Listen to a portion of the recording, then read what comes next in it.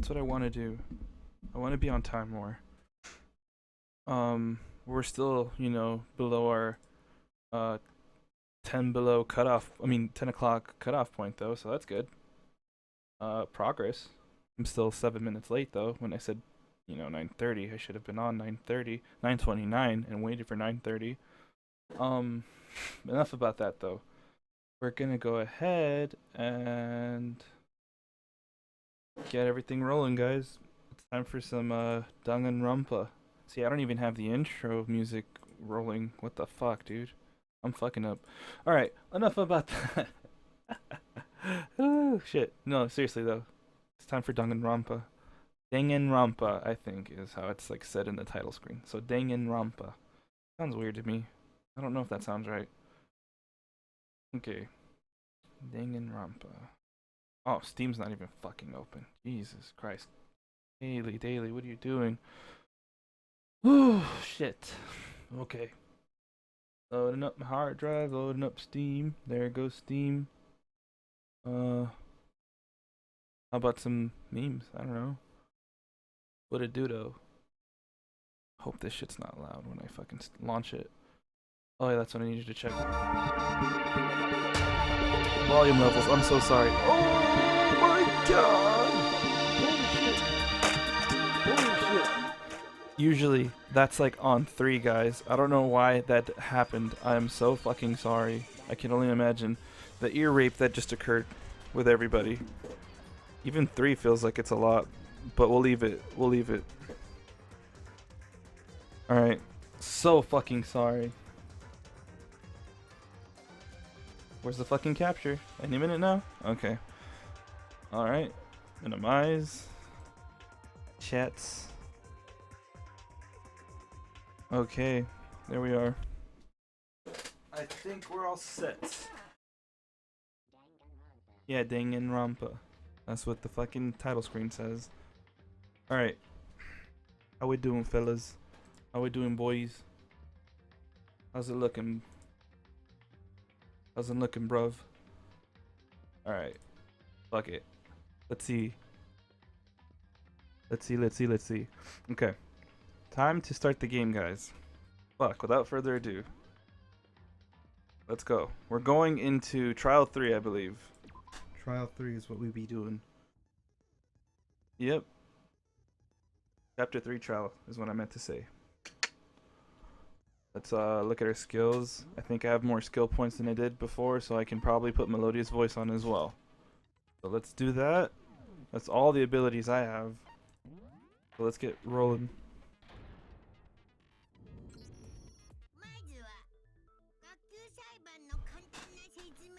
Alright, let's begin with a basic explanation of the class trial, so your votes will determine the results.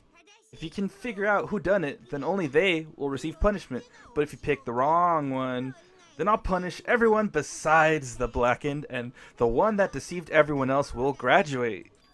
Now then, to begin with, we already know who did it. Was that? It was Hiro. He does not have an alibi for when the murders took place, and we found him in that suit.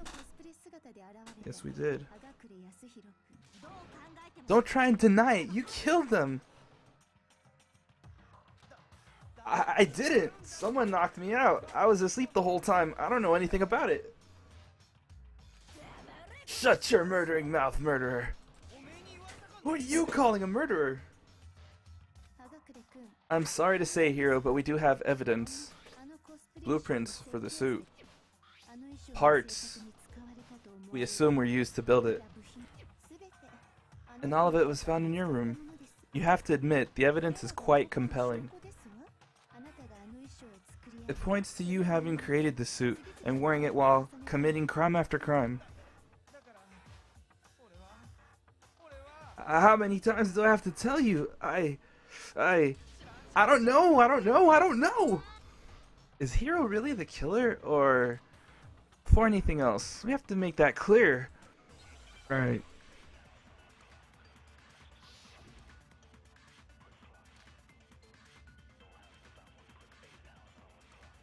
So yeah, Yasuhiro's message is our first bullet.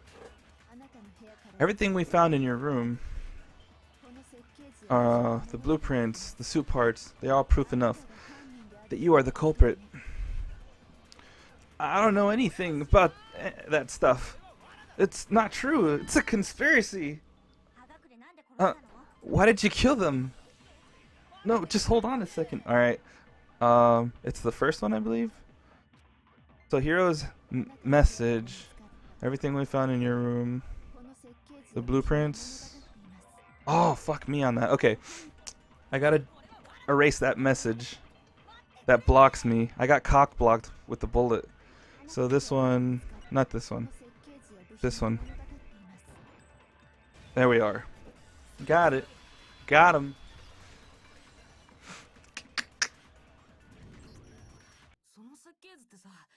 Are we really sure Hiro made those blueprints? What do you mean?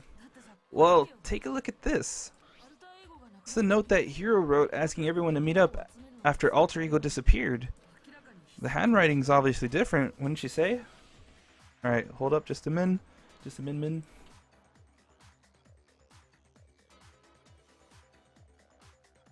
Alright.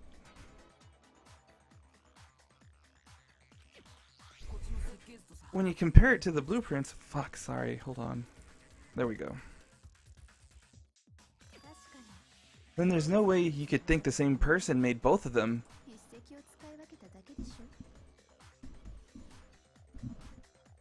Unless that person made it a point to disguise their handwriting. No, the differences are bigger than that, I think. Come on, I'm not smart enough to think of trying to change my handwriting anyway. So, Makoto, are you saying you don't think Hiro's the culprit? And he's not the only one. I think Hiro's innocent as well. What? Then who was in that Robo Justice suit?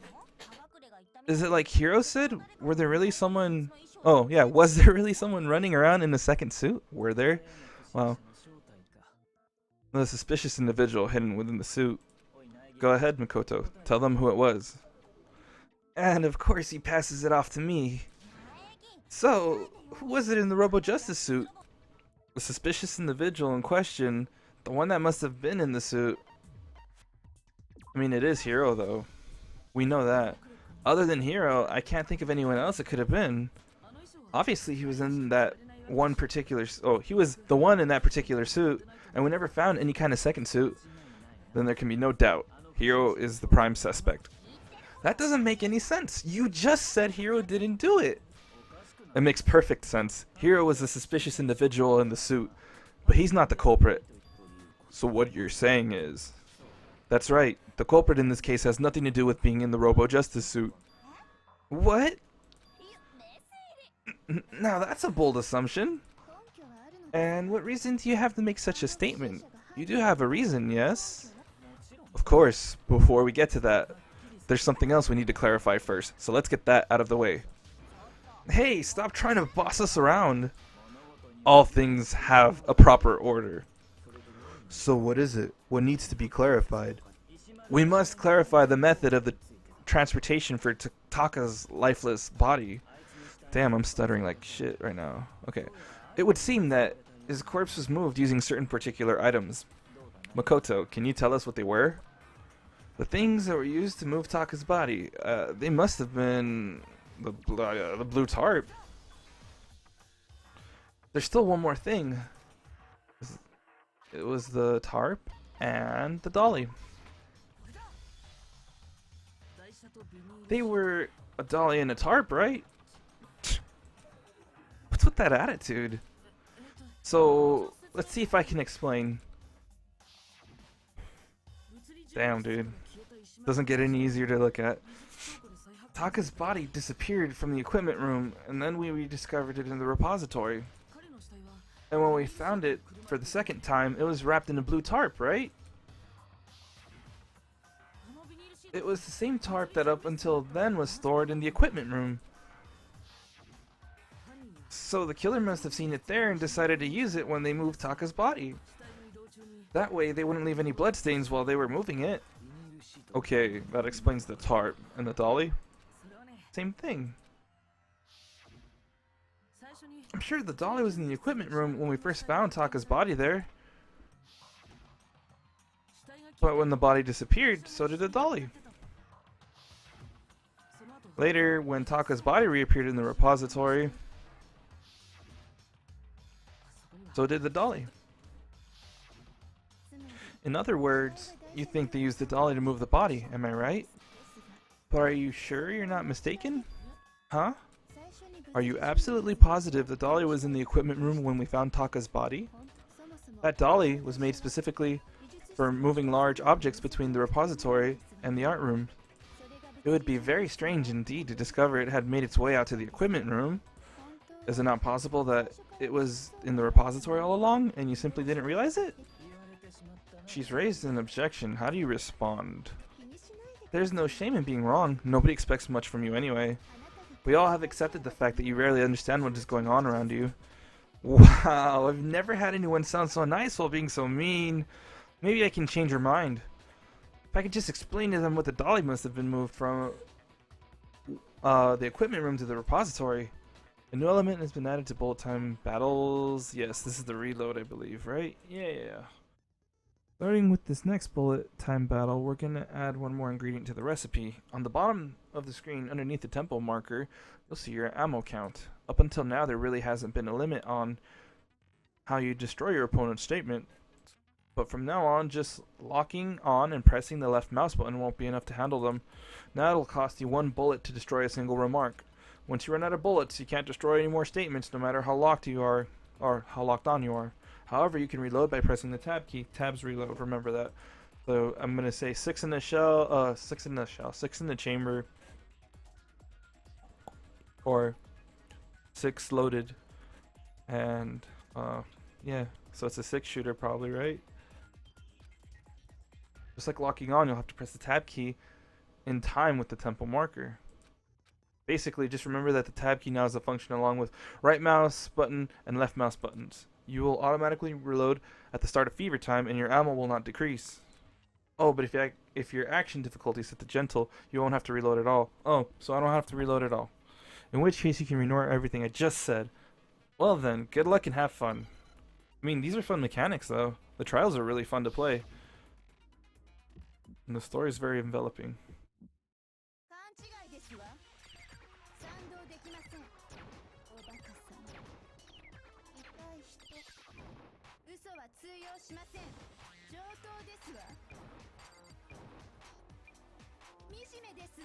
Oh god, I can't talk and read and do this. I'm just gonna concentrate on the rhythm now.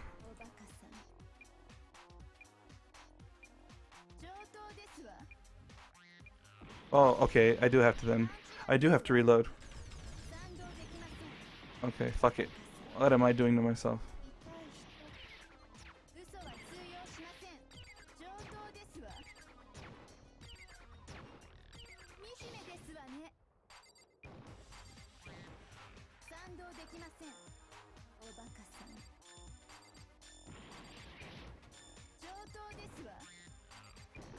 There we go. Are you absolutely positive the dolly was in her equipment room when we found Taka's body? There we fucking go. Get wrecked, son. Let's do it. Rhythm games, son. Rhythm games. Where them rhythm at? Okay, if you're asking for proof that the dolly moved, I have it right here. When I found the dolly in the repository, one of the wheels had a bloodstain on it. There was a pool of blood in the equipment room with the tire mark that matched the dolly's wheel tread. The killer probably rolled the dolly through the blood on accident as they wheeled the body out of the room. As long as the blood dried on the tire, as the blood dried on the tire, sheesh, they moved the body into the repository. So there's my proof that the dolly was used to move Taka's body. Jeez, does Celeste really hate me that much? I really thought I was okay with her. I've hung out with her before. Well, anyway, that was just something we had to get out of the way. Let's get back on the main subject. Yeah, the subject of how Robo Justice didn't do it. Because if it's not a killer robot, then what kind of robot is it? I'm not sure that really matters. I'd be happy to explain why the occupant of the suit couldn't possibly be the killer. If you look back on how the body was transported, it will become immediately obvious. If I look at how the body was moved, it'll be clear why the person in the suit couldn't have done it. What does he mean by that?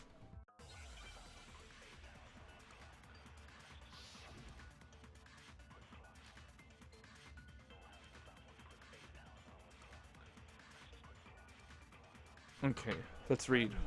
As we know, Taka was killed in the equipment room, and from there the body was moved to the repository, correct? Yeah, the culprit wrapped the body in the tarp, and then loaded it onto the dolly and wheeled it off, right? Now keep in mind that the dolly doesn't have a handle. Well, yeah, but even without a handle, all you have to do is bend over. That was it. Then you can push the dolly, no problem. So the killer just crouched down and carted off the body to the repository.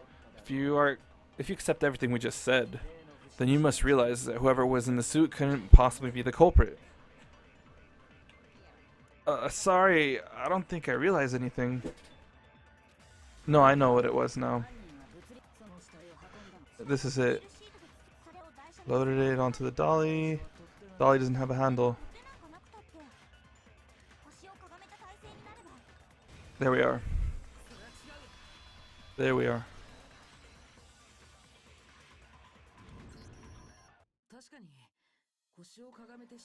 You're absolutely right that you could push a dolly without a handle if you stoop down low.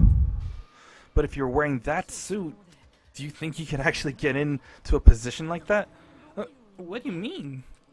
Think back to what you said when we were all checking out the suit together, remember? I'm as blind as a bat in here. I can't see my feet at all. I'm surprised you got anywhere in this thing.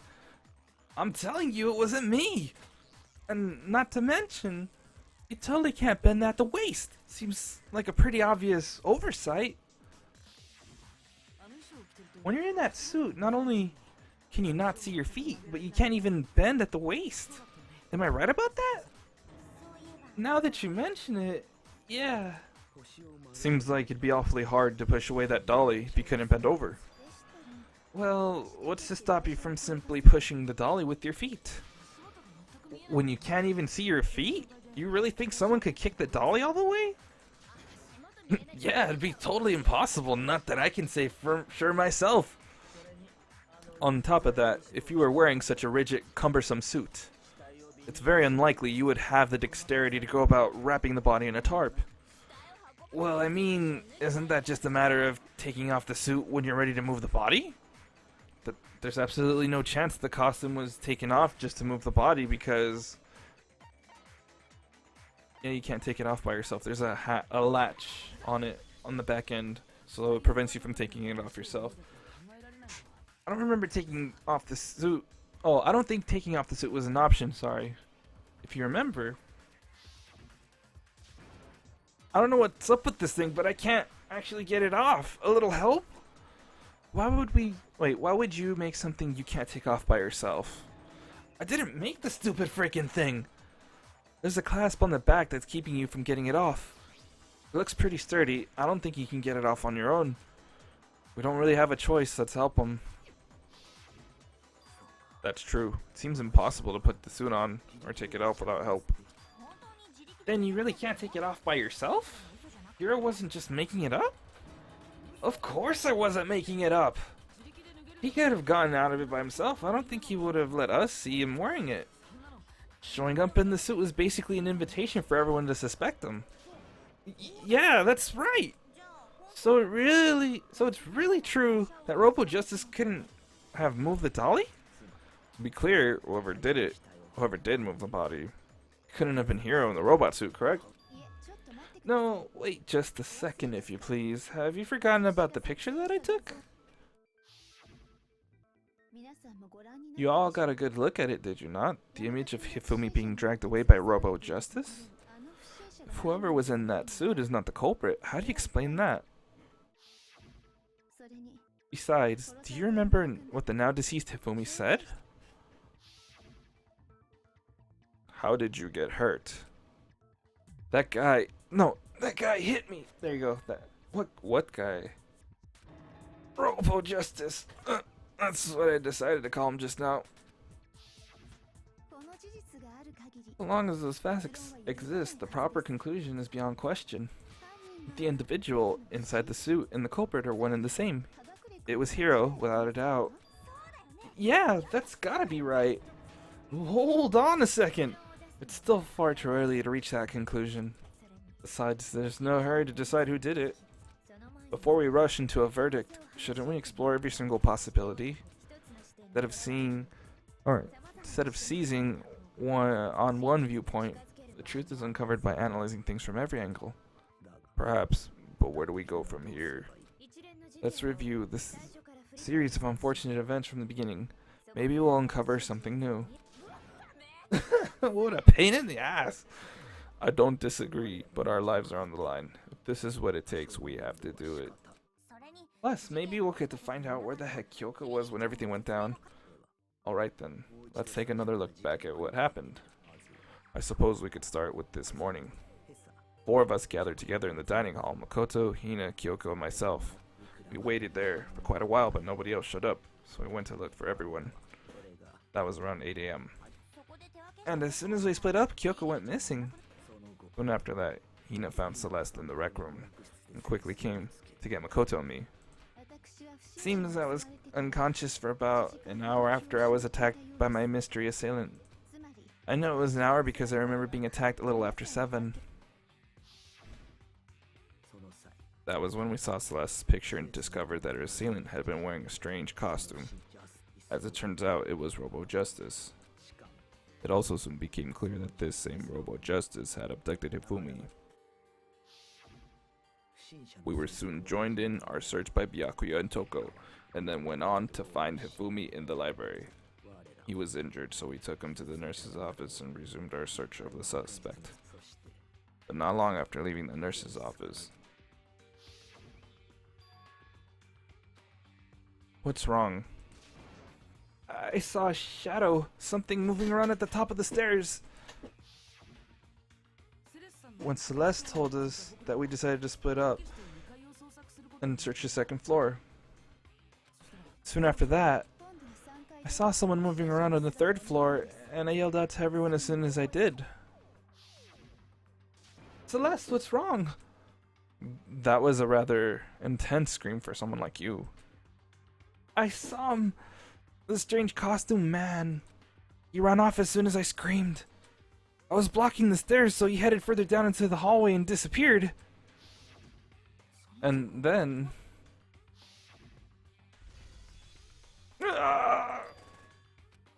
What was that? That came from downstairs. It must have been Hifumi. He's in the nurse's office. This is bad. Come on, we have to get back. At that point, we decided to divide into 2 groups. Celeste, Hina, and I went back to the nurse's office, while Sakura, Byakuya, and Toko chased after the suspect.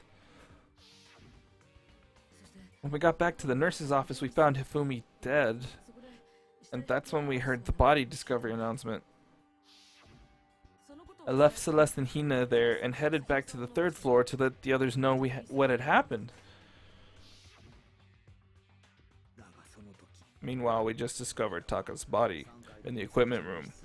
We must have found both bodies at almost exactly the same time, because we had heard the same announcement not long after we discovered his body. And that's when I told you guys about Hifumi. Then the 3 of us headed for the nurse's office. But right after we left that physics lab, we ran into Celeste, who'd arrived after us, and she told us something very surprising. Alright. Hifumi's body had just disappeared. We rushed back to the nurse's office and saw that she was right. Then we remembered we'd left Toko passed out in the equipment room, so we hurried back again. This can't be happening. Are we hallucinating or something? Jeez, are we hallucinating all this or something? There we go. Jesus. But when we got there, we discovered now that Taka's body had also gone missing. Next thing we knew, we were searching the school for 2 missing dead bodies. And after some time, Celeste informed us that she'd found the bodies, and we all headed to the repository, which is where we rediscovered the corpses. I think that about covers it. Jesus. I see, the whole thing sounds exceptionally complicated.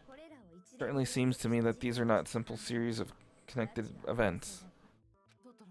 Okay, well, if that's true, then what? Rather than a single series of events, I think we have to consider each murder as a separate situation. And from there, we can uncover the contradictions surrounding all of them. Now then, let's get started, beginning with what happened to Taka. Contradictions hidden in what happened to Taka? In order to uncover the truth of this case, I have to find them no matter what. Here we fucking go. Here we fucking go. Shit. Yeah. Monokuma file number 3. F1 to cheat, my dude, cause look. The victims were Hifumi Yamada and Kiyotaka Ishimaro. The cause of death for each was a blow to the head. It is thought that they were both killed with a similar weapon. Is that the whole entire report? Yeah, that's a really short one. That's the only thing. So regarding Taka's death, I wonder if he died before Hifumi. Or perhaps it was after. We already know what order they were killed. Taka came last. What makes you say that? Because of the numbering of the Justice Hammers. It's true that Hifumi was killed with Justice Hammer 3, while Taka's death came from a swing of Justice Hammer 4. See, so it's obvious Taka came after. No, the Justice Hammers were numbered, but were they really used in that order? Exactly. Okay.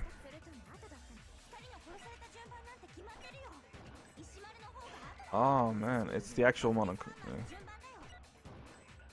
Ah, my timing is so bad on these. Okay. Uwe. It's a little faster now, so that's good.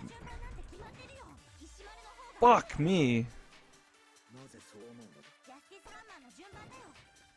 Wow, fuck me on that. Jesus. Jesus Christ. Oh fuck, I fucked that one up already. Fuck me again. I'm gonna die.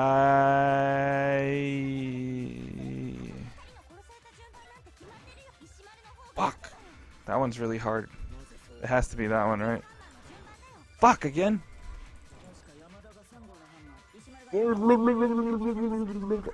This is hard. This is very fucking hard. This is hard. This is hard. This is very fucking hard. Oh, fuck. Okay, so it's probably gonna be that one because it's like really hard. No, yeah, it's the first one. So I need to think about it. So the Monokuma file doesn't say anything about the numbering. That's right. It doesn't though. So fuck. Ah, it has to be that one. And it's not going to be that either because we just did it. So I got a good shot on that finally, but not like it fucking matters. That's not what it's supposed to be. So why am I just hitting the same ones, right? It's going to be that one. It's going to be that one. The numbering doesn't fucking matter. Come on. I'm going to die. That is really hard to hit.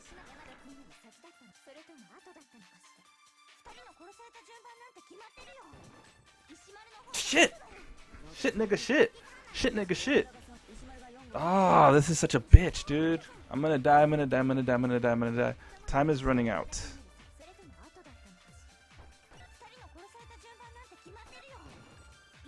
Fuck! They're both on the left, I gotta remember. Ah, fuck all this right now.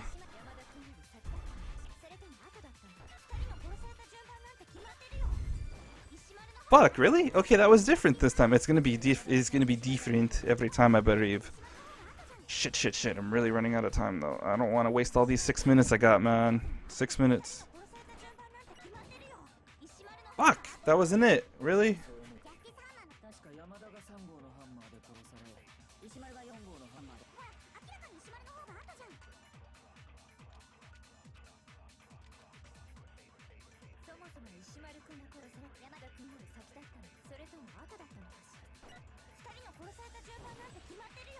It wasn't that. Shit. Let me just kill myself. So, regarding Taka's death, let's look at it one more time. Let's just be chill. Fuck the time. Forget the time's not there. I wonder if he died before Fumi, or perhaps if it was after. We already know what order they were killed in. I think we gotta scan that. Because the numbering of the Justice Hammers. There we go.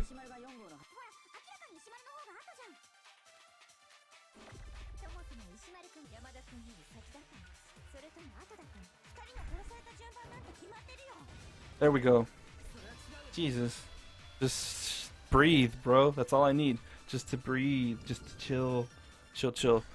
Hold on. There's no reason to assume that the hammers were used in the same order as their numbers. We really don't know, dude. Like, think about it. If anything, it's just another way the killer tried to disguise their actions. So you're saying the culprit wanted us to think the hammers were used in order? But in reality, Taka was killed before Hifumi. Okay, then. Let's see the proof. Evidence that proves Taka was killed before Hifumi. There's something that relates to what time he must have died. Yeah, his fucking watch when he died. That's not that hard. Hangman's Gambit. Oh, okay. We gotta shoot the weeds. The letters. Oh. Wait, what am I saying? Fuck. Spell wristwatch. I killed myself. Woo! Nope. Yep. Uh-oh. No. So what happens? We all die? It would appear that the one with the most votes is Makoto. Makoto is not the black and too bad. Looks like the real killer gets to graduate. Congratulations to them. On the other hand, everyone else must not be punished. Is this really it for us? Is it all over? What do you say? Want to give it another shot? Yes. I can't give up now. Exactly. Okay, talk. Yes. Just fucking chill. Just chill, Kevin. Just chill, Daily. Daw. So, wristwatch, my dude. Wristwatch.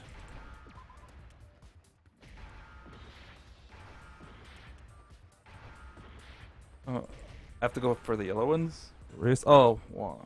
W. Where's the W? There we go. Pay attention to the bottom. That makes things a lot easier. A. Where's the A? Where's the A at? Where's the A at? Where's the A at? Oh shit. CH.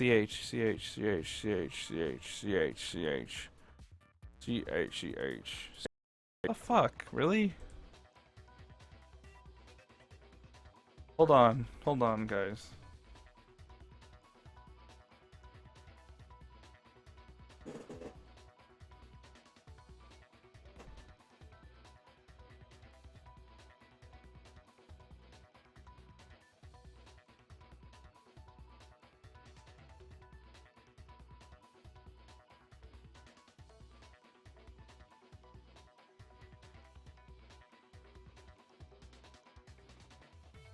I think it may be back on. Try refreshing. I don't know what the fuck happened there.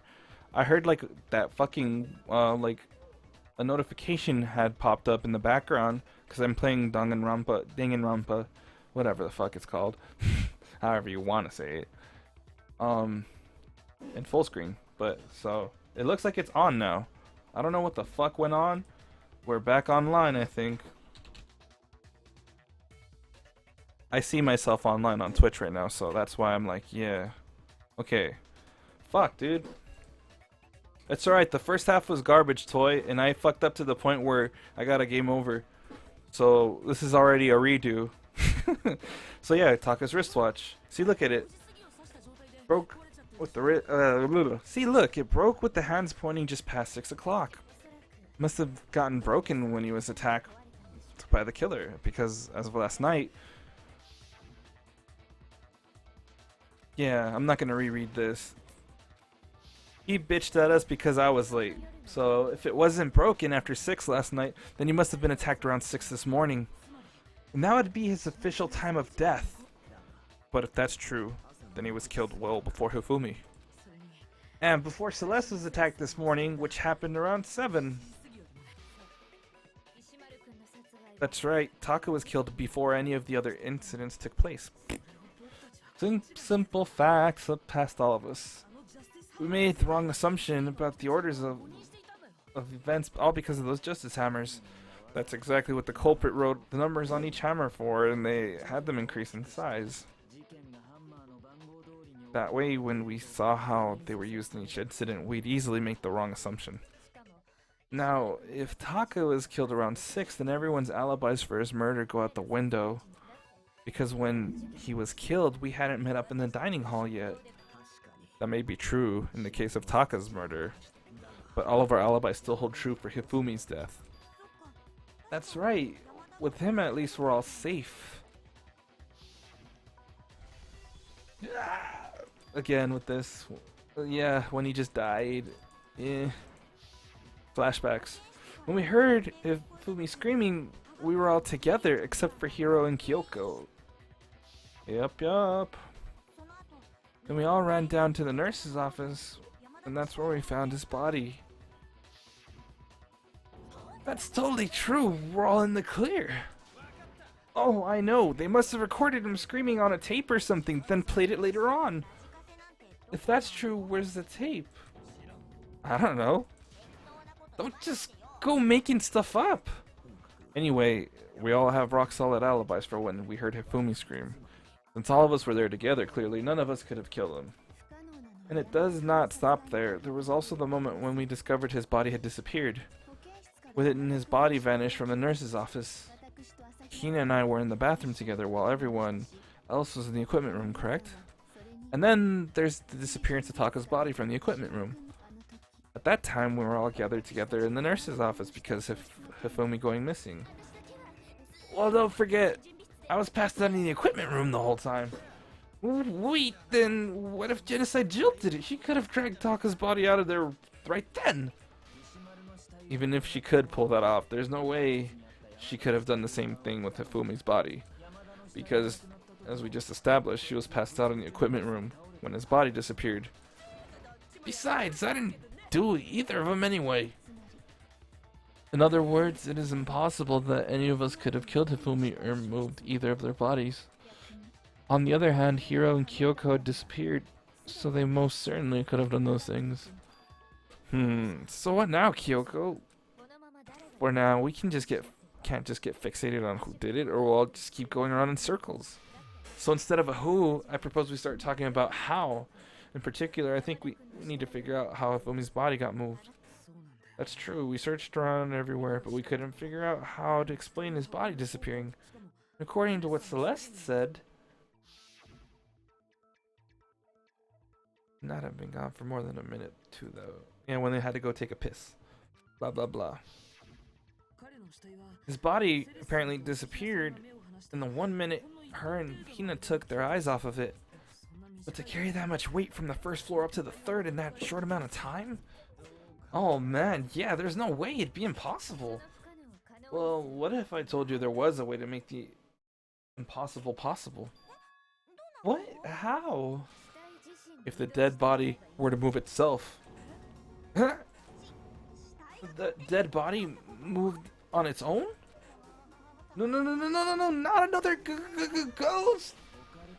I don't think it has anything to do with the occult. I think what she's implying is we thought Hifumi was dead, but perhaps in reality he was still alive. He was alive? Are you saying Hifumi wasn't carried out of the nurse's office but simply walked out on his own? But I mean, we found his body, he was dead. Perhaps he was simply playing dead. It isn't possible. The idea that Hifumi was still alive, is it really possible? Damn, Kyoko's a fucking witch. Okay, so broken wristwatch is our bullet. Let's see what everything else is. Are you saying that when we first found Hifumi in the nurse's office, he was actually still alive? No, it's impossible. Hifumi was dead without a doubt. And you know that how? Surely you heard the body discovery announcement along with the rest of us. Hifumi's dead body had been found, and that is why the announcement was made. Are we really so sure about that? Maybe the announcement was intended to signal someone else's discovery. So I'm sure the body discovery announcement was made only once, Hifumi and Taka's bodies were discovered at almost exactly the same time. Huh. Okay. Hmm.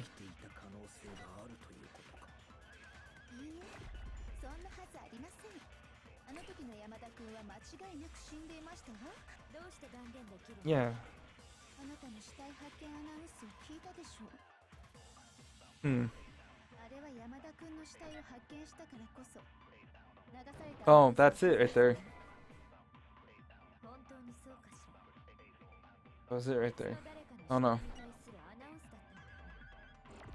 Aha. There we go.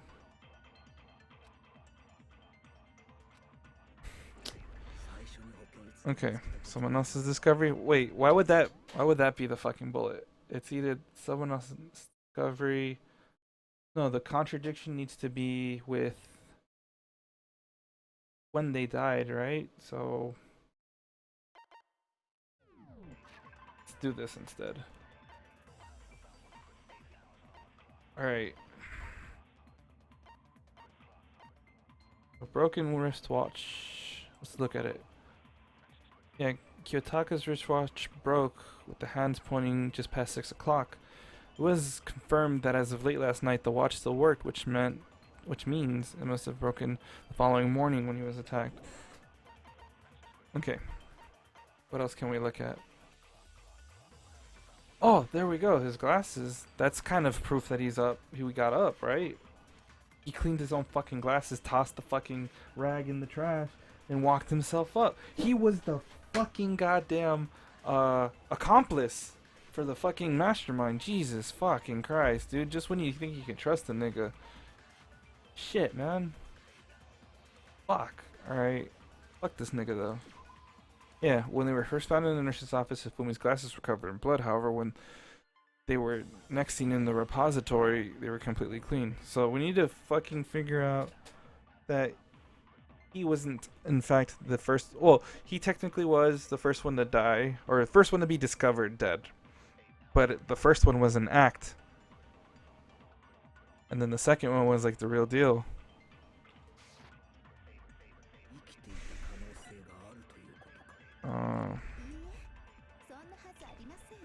Yeah, it's not impossible though.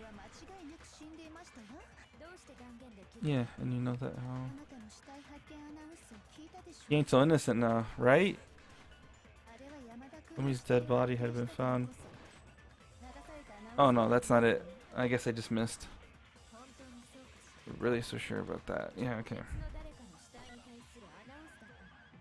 Someone else's discovery.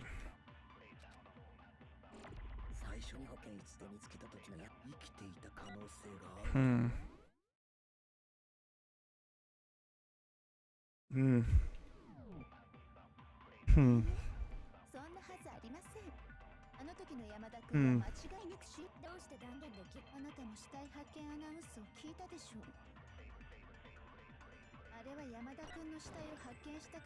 There we go. That fucker though, dude. Really? Was the body discovery announcement that was made really intended for Hifumi? Of course it was. The announcement played right after we discovered his body. Maybe, but that was also the same time that Taka's body was found. Mm-hmm. Mm-hmm. That's right. It wasn't long after finding his body that we heard the announcement. So there's a good chance we made a mistake in there somewhere. I think we've confused whether the announcement was for Hifumi or Taka. First of all, if 2 bodies have been found, there really should have been 2 announcements. Maybe Monokuma simply got lazy and rolled them together into one. What do you say, Monokuma? Any comment? Well, it's a very sensitive issue, so I can't go into too much detail. But what I can say about the body discovery announcement is that it's only broadcast when 3 or more people find a dead body for the first time. But they didn't answer our question, man. We're asking if you're a lazy bum. No, actually, that was plenty. Huh? He said it's only broadcast when a body is discovered for the first time. Which means, even if we find the same body again later, he won't make the announcement again. That's true. Then why was the announcement made later on? Huh? Later on? Exactly, we heard the body discovery announcement twice. The second body discovery announcement, the first time it played was when we found each body in the nurse's office in equipment room. And then the second time was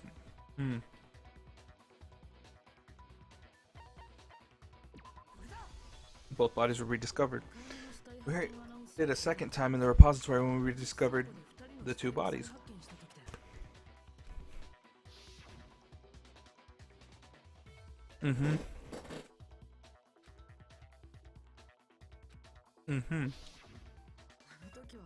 It didn't seem weird at the time, but it just contradicts what Kuma just told us, doesn't it?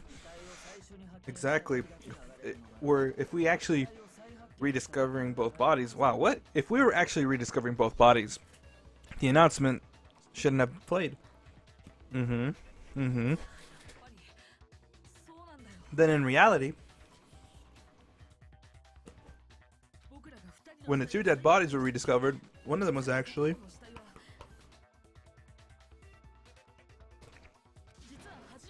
being discovered for the first time. So when we found Hifumi the first time in the nurse's office, he wasn't actually dead. Meaning he wasn't actually found dead until we came upon him in the repository. And that's just part of it.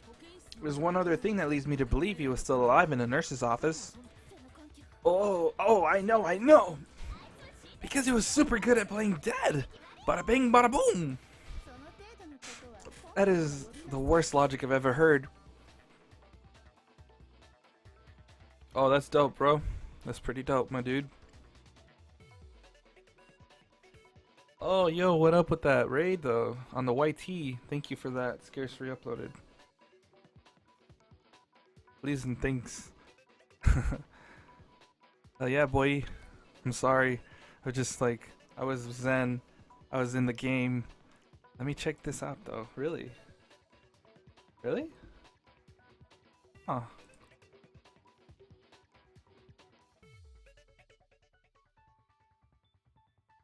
Alright, let's get back to the game then. That is the worst logic I've ever heard.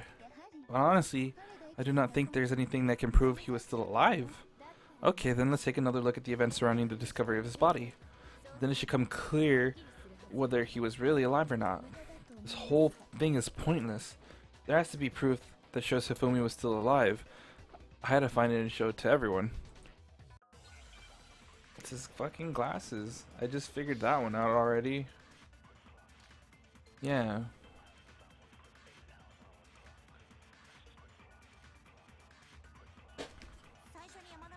Well, here's one thing we do know.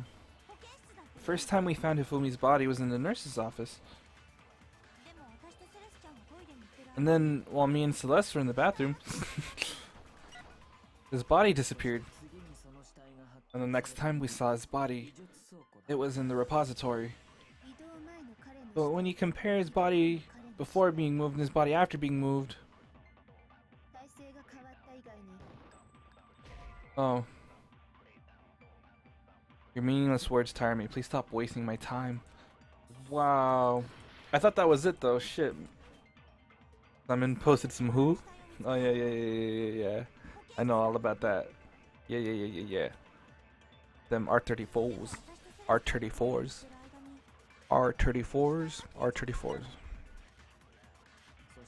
And the next time we saw his body, I'm just gonna let it run through.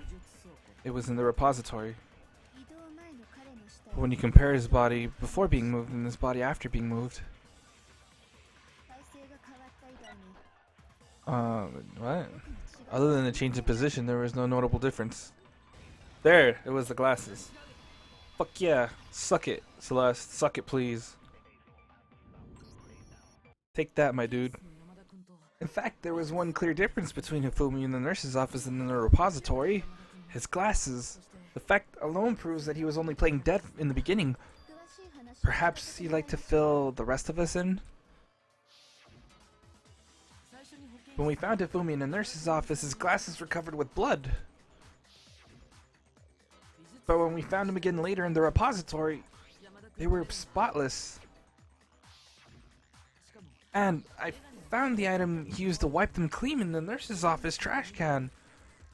The evidence I found in the trash can in the nurse's office was, where's the fucking, where is it? Where's his weeb wag? Wow, weeb rag. It was a glasses cleaning cloth featuring a certain cartoon mascot. One look at the bloodstain on the cloth should make things clear. This piece of cloth was used to wipe Hifumi's glasses clean, and the mascot on the cloth is the same one that's on the digital camera, right? And whose digital camera was it? Hifumi's, of course. The character was Princess Pickles from Demon Angel Pretty Pudgy Princess, I think. I highly doubt anyone but Hifumi would have brought something like this to school. His cum rag? Oh god, boy. Why you do this? Why you do this? I see your point, and the only people here to wear glasses are.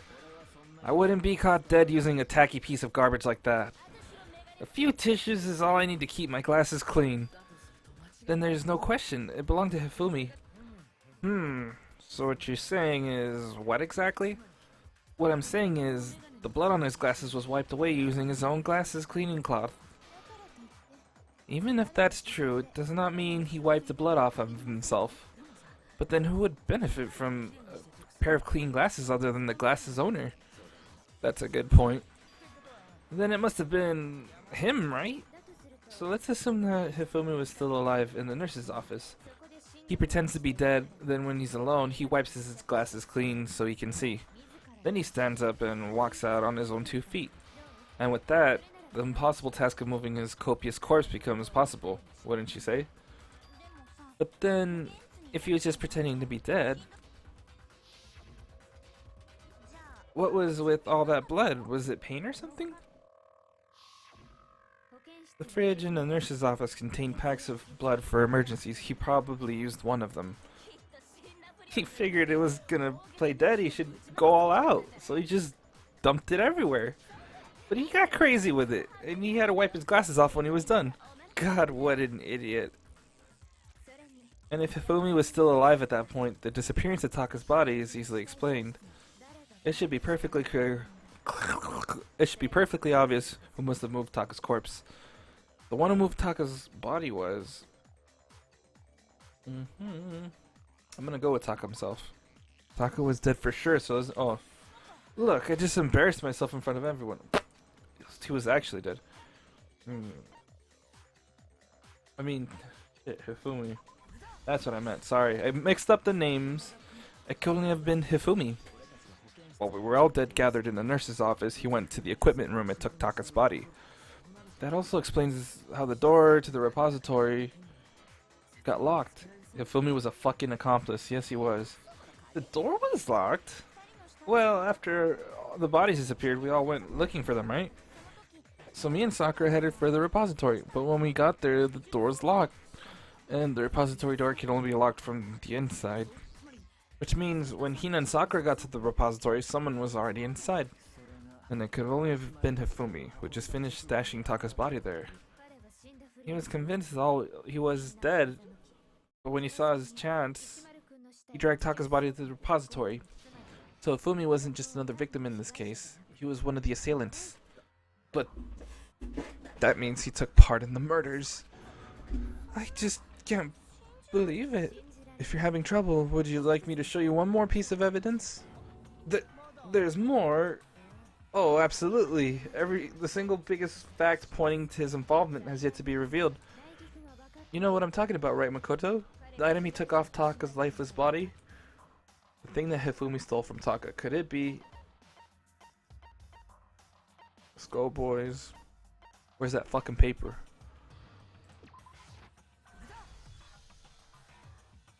You're talking about the note Hifumi hidden away, aren't you? Oh, you're talking about the note Hifumi had hidden away, aren't you? Hidden note? That's right, we found it stuffed in his pants. What? In his pants? Pants? Yes, his pants. Okay, well, forget about the pants for now. Take a look at what the note says. I found a hole maybe we can use to escape. Monokuma can't find out, so don't tell anyone else for now. For now. Let's meet in the equipment room at 6 a.m. Oh, that's the note I was telling you about, the one that told me where to go. Huh, wait, this one is a little different. In my note it said, Monokuma can't find out, so don't tell anyone else for now. Let's meet in the rec room at 1 a.m. I see. And this note isn't the same one Hiro got. It's not the same? In other words, the killer got in touch with another person besides Hiro. And that person can only have been me. Taka? And then he double-crossed Taka. Wow, really? That's what the fuck happened then. Shit. The killer used this note to draw at Taka and murder him. Nah. Hello, over here. Objection. Objection. Nah. I don't really understand what's going on, but Hifumi had that letter, right? Whoever wrote that wasn't drawing out TikTok. They were drawing out Huffy. Just to be clear, TikTok is Taka and Huffy is Hifumi, right? Oh, yes. Why must you ruin it every time? Man, Genocide Jack is seriously scary. But still, I can't let her get to me.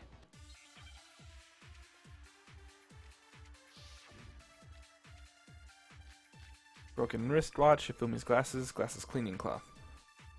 Let's remember I gotta load these fuckers. Huffy had the note, right? And the person it was intended for must have been Huffy. But remember what the note said. What time did it say to meet? 6 a.m. I believe. The time doesn't matter.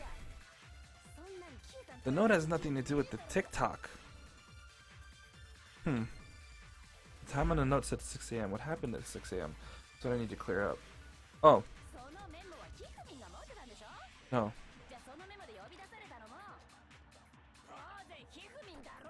Must have been Huffy. But remember what the note said. What time did it say to meet? The time doesn't matter. Yes, it does. I believe it does. There it is.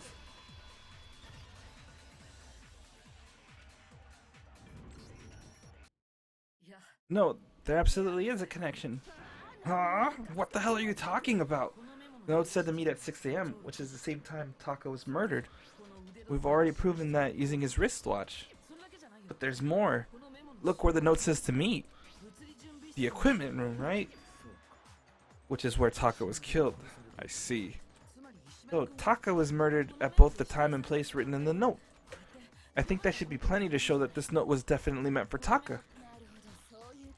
I know, Genocide Joe trying to throw a wrench in the motherfucking trial, I swear. Well, when you put it like that.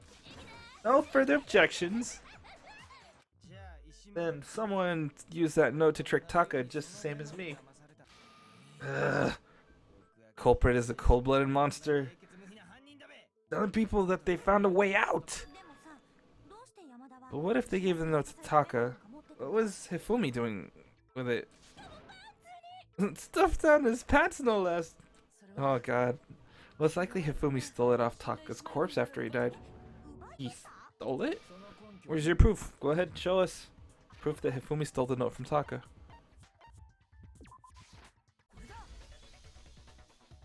When I searched Taka's body, I saw that his lifeless hand was gripping a small scrap of paper. If I'm right about this, the sheet of paper... Or the sheet of paper this piece came from is... I knew it fits perfectly with the note we found hidden on Hifumi. Then Taka's scrap and Hifumi's note. Yep, they're from the same piece of paper. Hifumi had the note meant for Taka while Taka's corpse still grasped a small piece of that note. There's only one way to explain it. Taka died clutching the note. Hifumi tried to free the note from his death grip, leaving behind only one small scrap. Did I get all that right? That means Hifumi knew the note was important. Exactly, which proves that he was an accomplice in the murder. Oh! Yeah, after seeing all this, Hifumi was super involved in this whole thing for sure.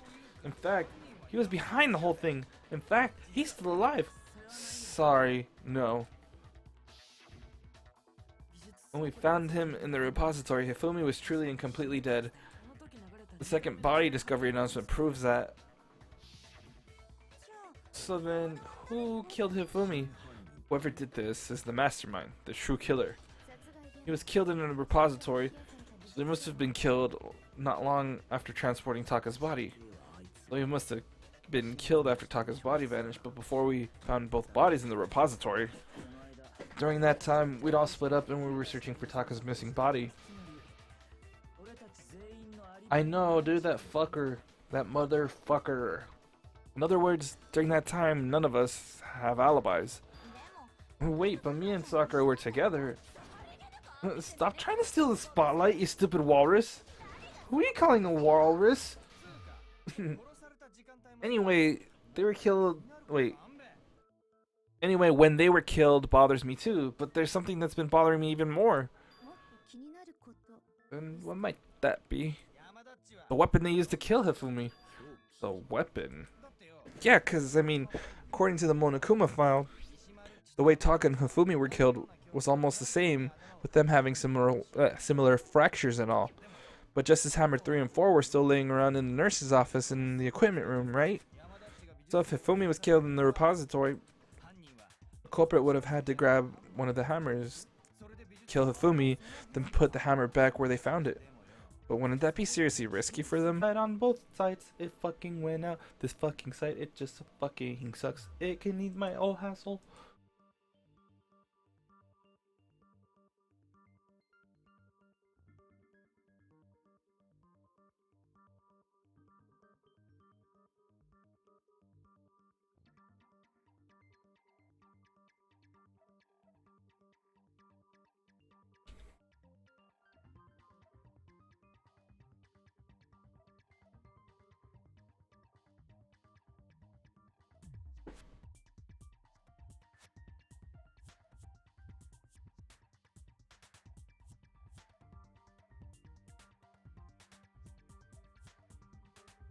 Are we actually live again? What the fuck is going on?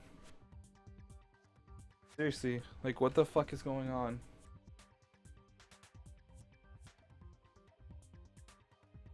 This is fucking bullshit, dude.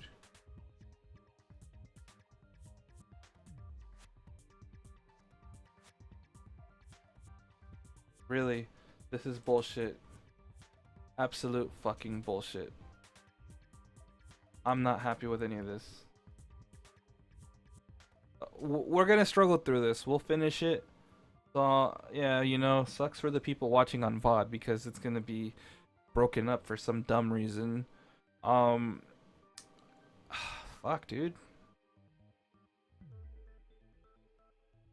I really need to get to the bottom of this. I'm gonna go ahead and take tomorrow to find that out. So tomorrow no stream, guys. I'm gonna try to figure out why the fuck this is happening.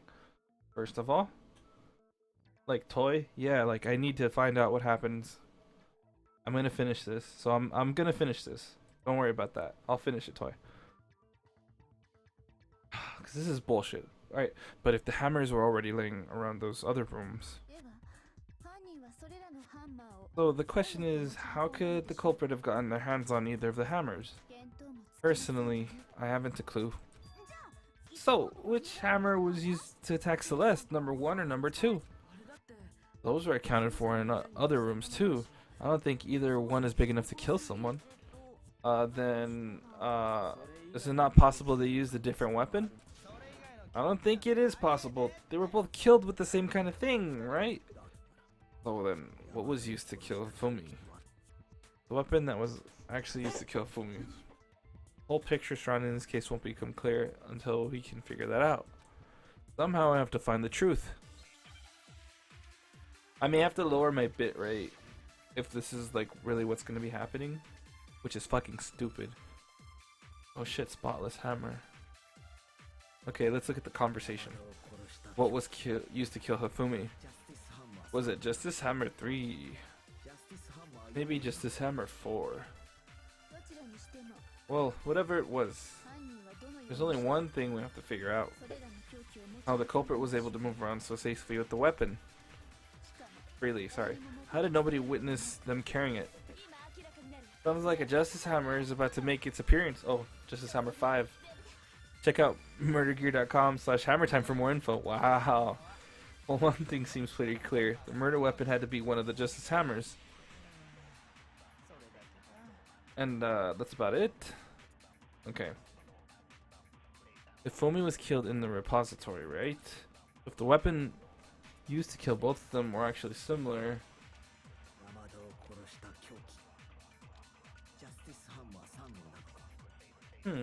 Okay, hold the phone on this.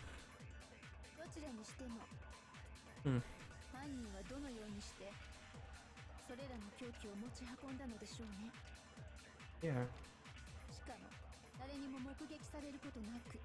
Yeah, that's a good question.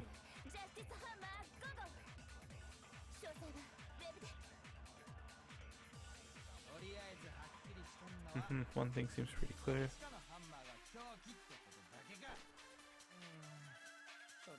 And that's about it. Okay.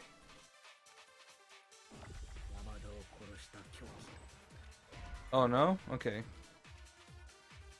Maybe you have some idea, but I don't understand at all. Yep. And the tree halts.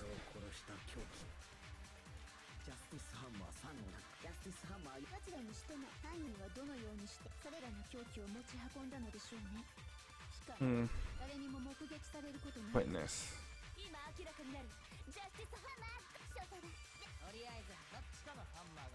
One of the Justice Hammers. Oh, shit. One of the Justice Hammers, it's the Spotless Hammer. Wait, no? Why would it be the Spotless Hammer, though? Shit. What the fuck? Fuck. Let me think about this. Alright, I'm trying to connect dots here. Let's look at our truth bullets again. Just to get the right idea. So we don't need that one. Let's look at the hammers themselves. Spotless hammer. Hammers of all shapes and sizes were found in the repository. One of them was found wet and had been recently washed. Shit, that's the one. It's the spotless hammer. Okay. There, it's the spotless hammer. No? Because they washed it. Oh shit, no, never mind. Oh man, I'm gonna get killed again. The spotless hammer is what we needed to, yes.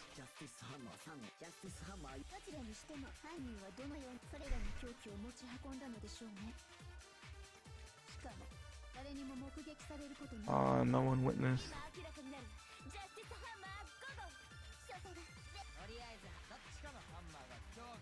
Yeah, there you go. That's the one. I did it wrong.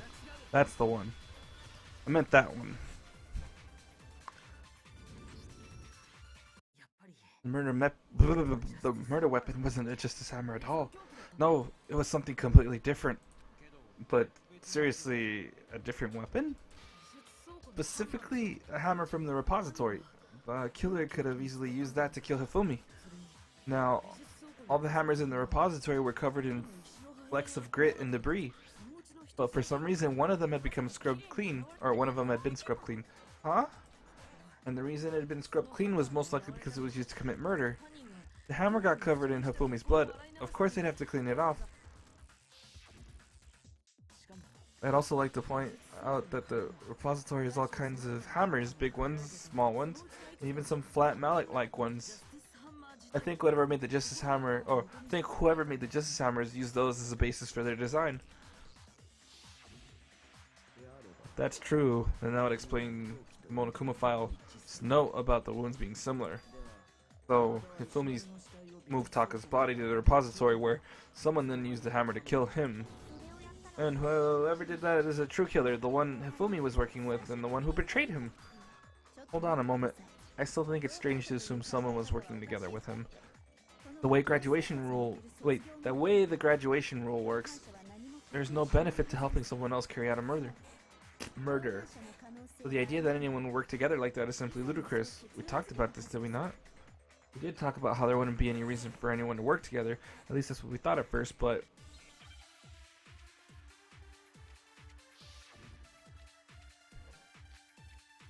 spotless hammer again is our bullet.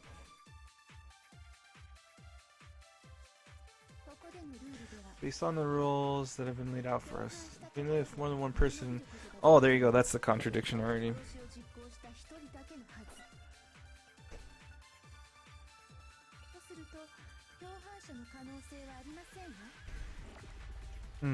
Is it impossible? This is how the rule was explained to us. Really only applies if there's one murder, right? In this case, however, there were two. Wait, oh, two murders. Shit. Oh, god damn it. I forgot what I had loaded. I'm a dumbass. Yeah, so I'm looking at the keywords. There you go. Two murders. There we go. Okay, yeah. The contradiction is watch. Yeah, this one. I have to scan this one. Two murders.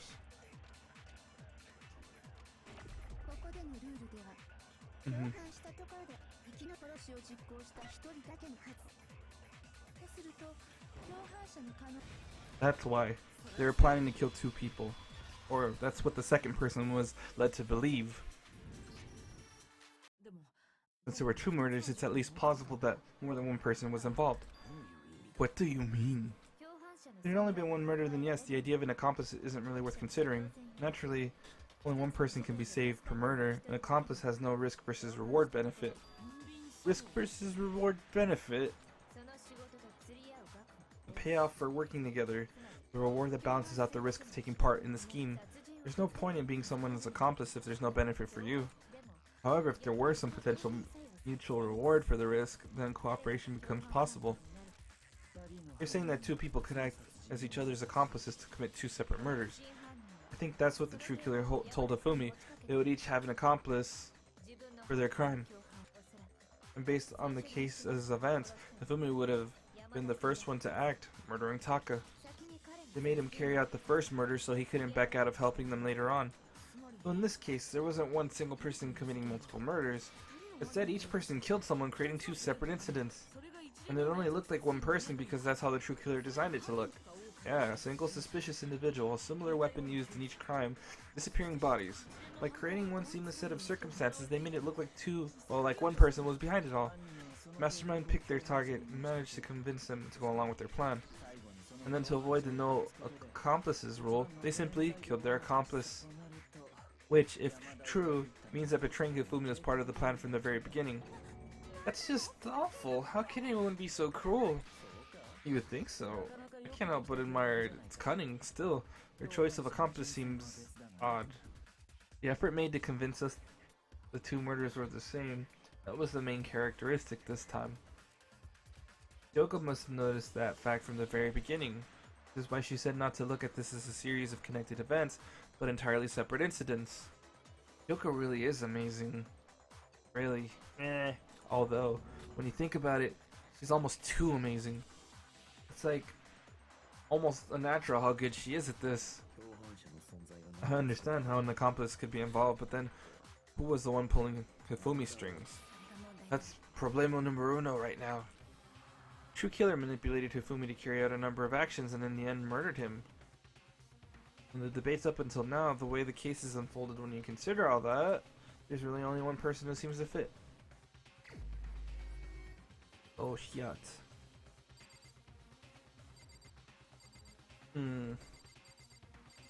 Wait. Hold on, guys. I chose a bad. Oh shit! I can't pause this. Okay, I chose a bad time for this. I gotta go pee. Sorry. BRB. We are going to change these.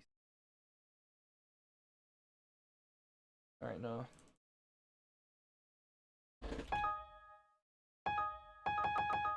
God, that's so dumb. You know what? Fuck it. Cancel. We're gonna do this instead. Image.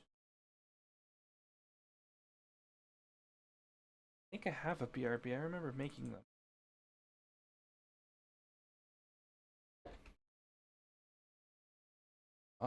Pictures maybe?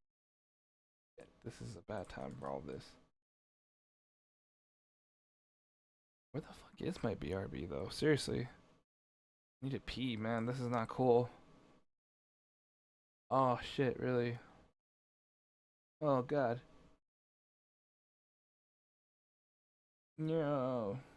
Fuck.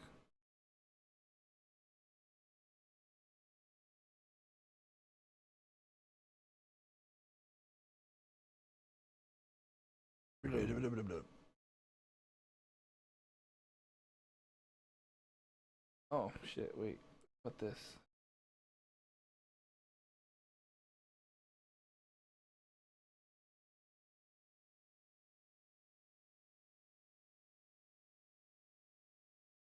Nope, not at all. Fuck it. We'll just put Jabonyan on. Fuck it. BRB, guys. I gotta pee. Oh man, I gotta pee.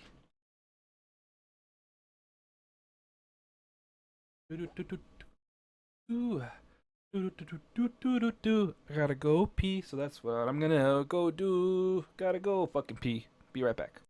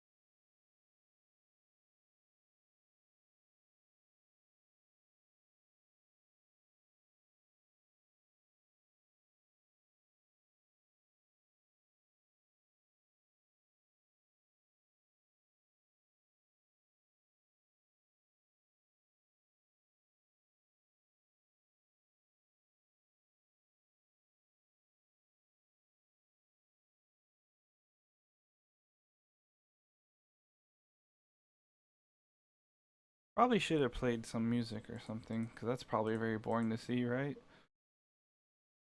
Okay, let's go back to the game capture.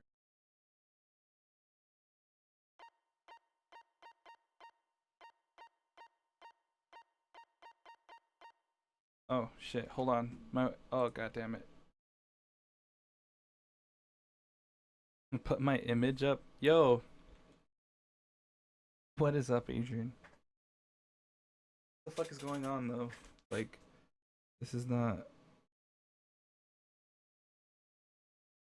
working out.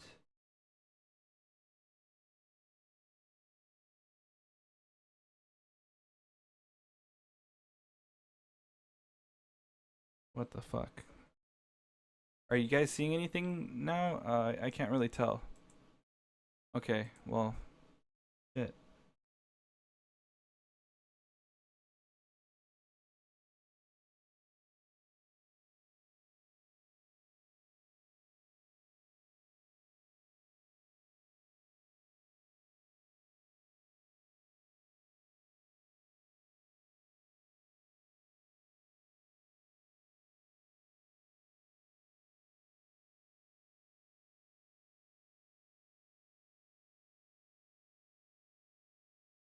Playing Skyrim remastered? Okay, cool.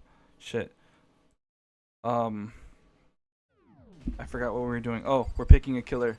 Fuck. I literally forgot everything. Holy shit. I can't even F2 in this part. That's pretty gay. Hold up.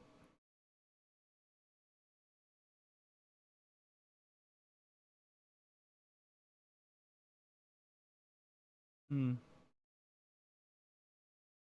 Hmm.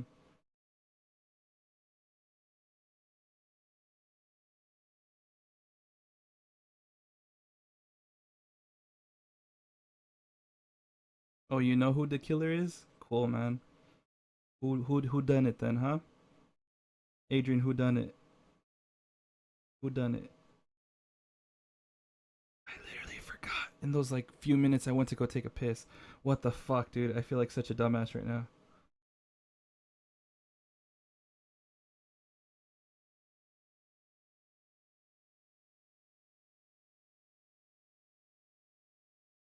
I really do. I really do.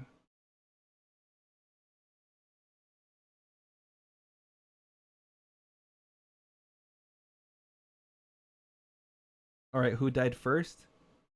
Who died first was actually Taka. Taka died. Then Hifumi ended up pushing the tarp and Dolly. And then it was one of them. Really? Okay.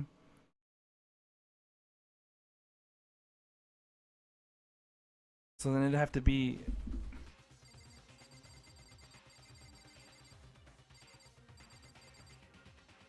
I think it was Hifumi.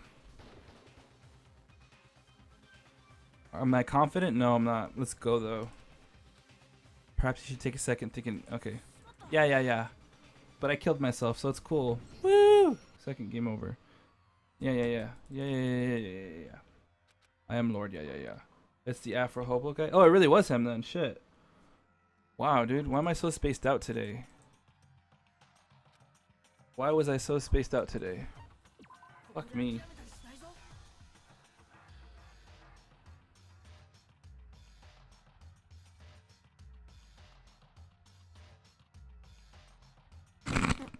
It really was him though. That's funny. Yes, let's get to the fucking thing already. Jeez. It was Afro McDudeness. He's the true mastermind. What? Is it all coming back to me again? Hold on. Haven't we already shown that there's absolutely no way Hero could have done this? She's right. Hero's in the robot costume when everything went down. For serious. I'm just a tragically modified hero who longs to become human again as soon as it's possible. No, you're still a human for now. Anyway, if Hero's not the killer, then no. No. I would be too lazy to murder someone. Hold up. Let's stop trolling and let's start paying attention again. Let's look at what the fuck happened. Alright. We gotta remember what happened earlier on. I'm fucking up, dude. I literally forgot it. Like, in those few minutes I was gone, I literally forgot it.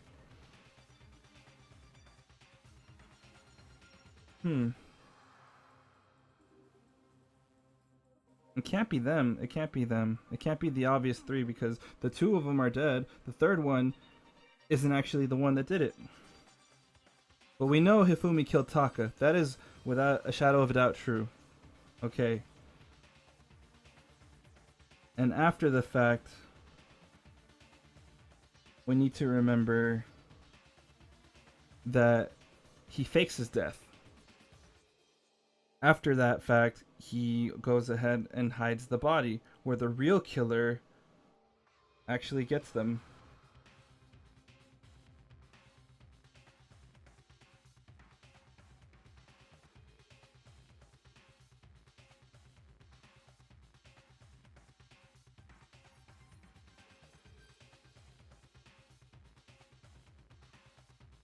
Right, who killed Hifumi? That's the thing, right?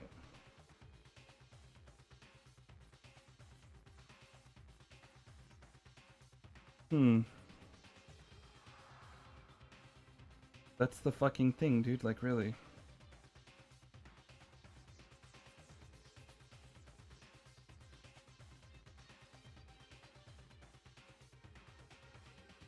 Okay.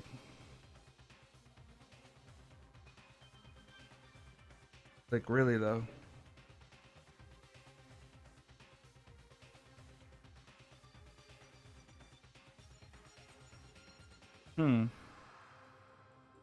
Why is this so hard for me right now? What the fuck? Like really?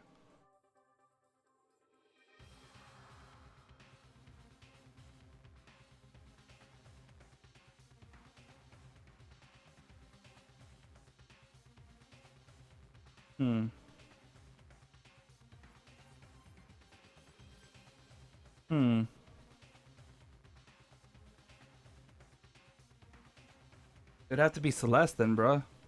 No, no, no, no, no, no, no. No, I'm getting it now.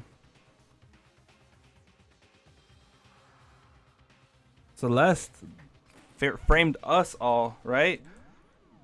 It'd have to be Celeste because, like, think about it. She had Hifumi work for her, right? That's it. Yeah. It was Celeste. I'm thinking back. I'm like, still though, we never got that answered. I know. I'm so fucking pissed. It was my waifu. It's always my waifus. They're either the ones that die or do the killing. Whoa, it's on auto. Shit, shit, shit. No, no, no, no, no. Let's go back. Let's read it. It said, "Ah, so I'm the suspicious individual now, am I? I really do hate this kind of joke." A joke? I wonder. So what you're saying is then that I specifically chose to work together with Hifumi. The idea that I would choose to spend any amount of time interacting with him, that I would go within 10 feet of that shit for brains, that lazy, worthless, goddamn idiot. Pardonnez-moi. Just to be clear, there is evidence to support it. Is that so? It is. Throughout the investigation, there was certain behavior that was common only to the two of you. Considering what we've learned so far, it is only further proving that the two of you were working together. What is it that only Hifumi and Celeste had in common?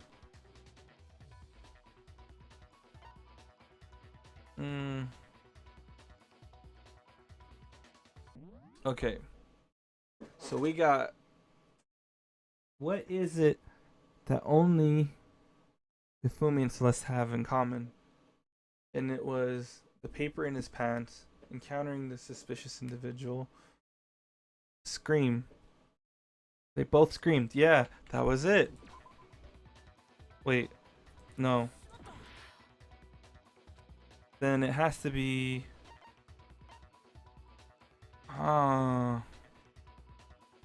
No. The paper? Whatever. The behavior they had in common has to do with the suspicious individual in the suit. The only ones who ever actually saw Robo Justice firsthand were Celeste and Hifumi. Shh, there are adults talking now. Sorry. As you said, only Celeste and Hifumi ever laid eyes on the costume individual. What a dick, though. If we accept that Hifumi was one of the culprits, we can't help but suspect what Celeste has said as well. Are you saying everything they told us was a lie? After taking Hifumi to the nurse's office, we all began our search for this individual, correct? And not too long after that, do you remember what Celeste said? Yeah. You know, I did think that was kind of suspicious, because we never did run into the guy with the suit, and everywhere she's been leading him up to, she happens to be the one to see him both times. Like, really? You know, like, that did seem off. Now that I'm really thinking about it again. Now that it's all flowing back into my head again. Next, to draw us all to the physics lab up on the 3rd floor, she let out a blood-curdling scream. And when we've all come to see what was wrong, what was it she said? Yeah. See? That's what I'm saying. So, why is it that she saw him both times? Once she'd done her job of getting us all to the physics lab, it was time for her partner to get to work. And that was their signal to let them know. Their signal to each other. Yep. Now it's all making sense. It was to get us to divide the two groups, so we would discover both bodies at the same time? In fact, Celeste was precisely the one who'd proposed that we split up. See?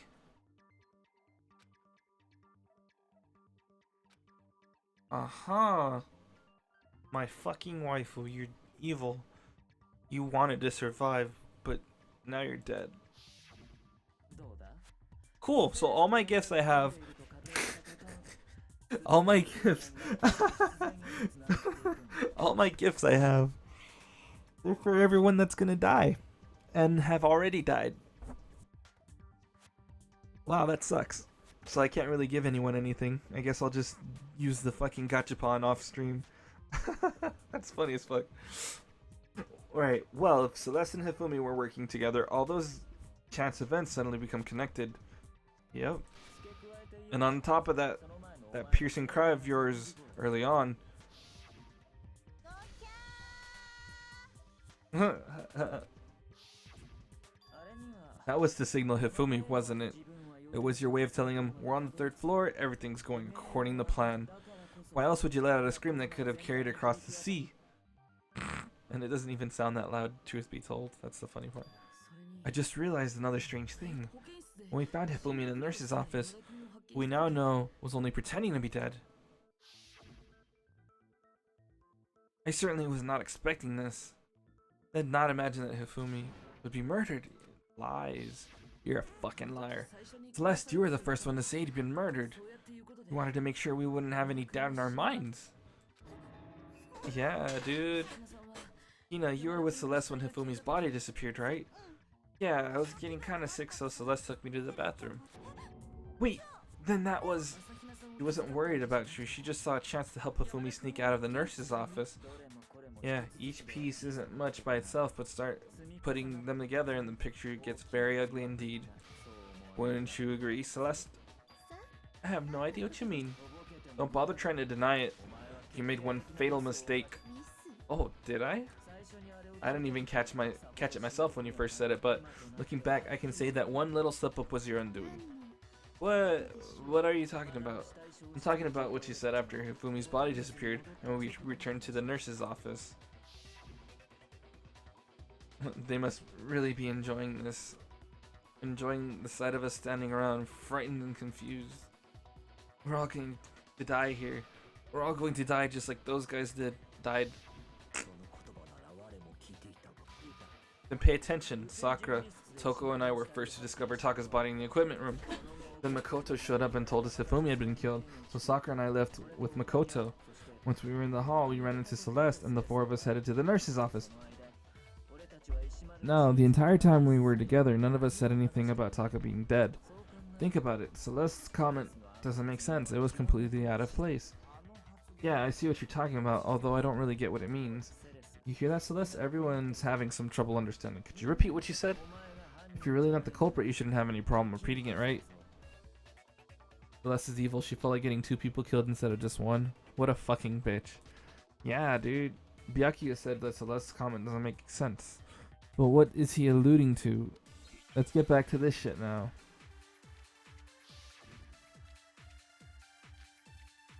Monokuma file number 3. That's our bullet. I already know what it is she said. They must really be enjoying this. The sight of us standing around frightened and confused. No. No. They must be positively elated. We are all going to die here. We're going to die just like those guys. And that's all I said. And that's all it takes to finish this. It's obvious, isn't it? What was so strange about Celeste's comment? Fuck, that was it though. That was it.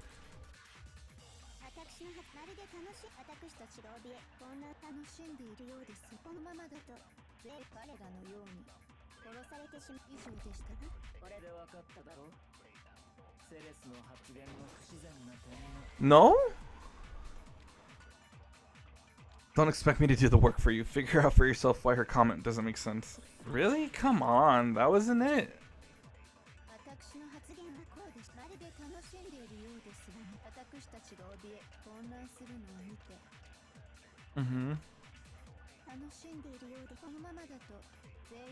Wait, we are all going to die? No.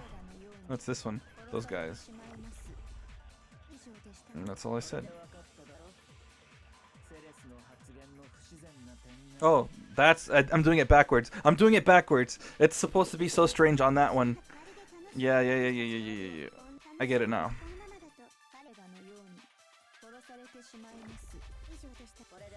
Yeah, I get you now. No, so strange. Fuck, so strange on that one. Shit. Okay, sorry.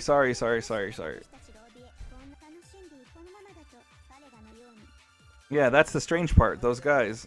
Yes, it is. It is now. I get it. I fucking get it. Okay, let's go. I get it. Where is it? Come on. Those guys. Where's those guys? This one. No? Oh, I missed. Shit. Fuck. I know what it is, though. I'm just fucking it up now. Now it's just a matter of me not doing the game right. Not being a dumbass.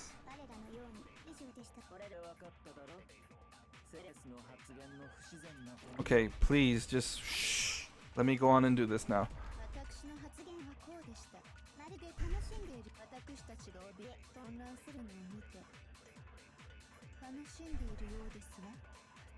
Alright, let's go.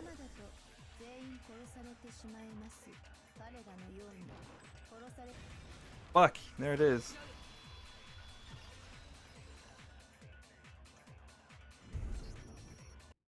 That's right, there's no reason Celeste should have said, just like those guys died. When she said that, none of us had told her Tako was dead. Exactly, and we didn't run into her until after we were all out in the hall. So there was never any chance for her to have seen his body in the equipment room for herself. So how did you know, Celeste? How did you know more than one person had been killed? How did you know they were both guys? Because Kyoko had also disappeared, right? So she could have been dead too. You all have such vivid imaginations, you know that? Imaginations? You claimed that I was lying when I told you about the suspicious person I saw. Then what about the picture I took? Fuck, right?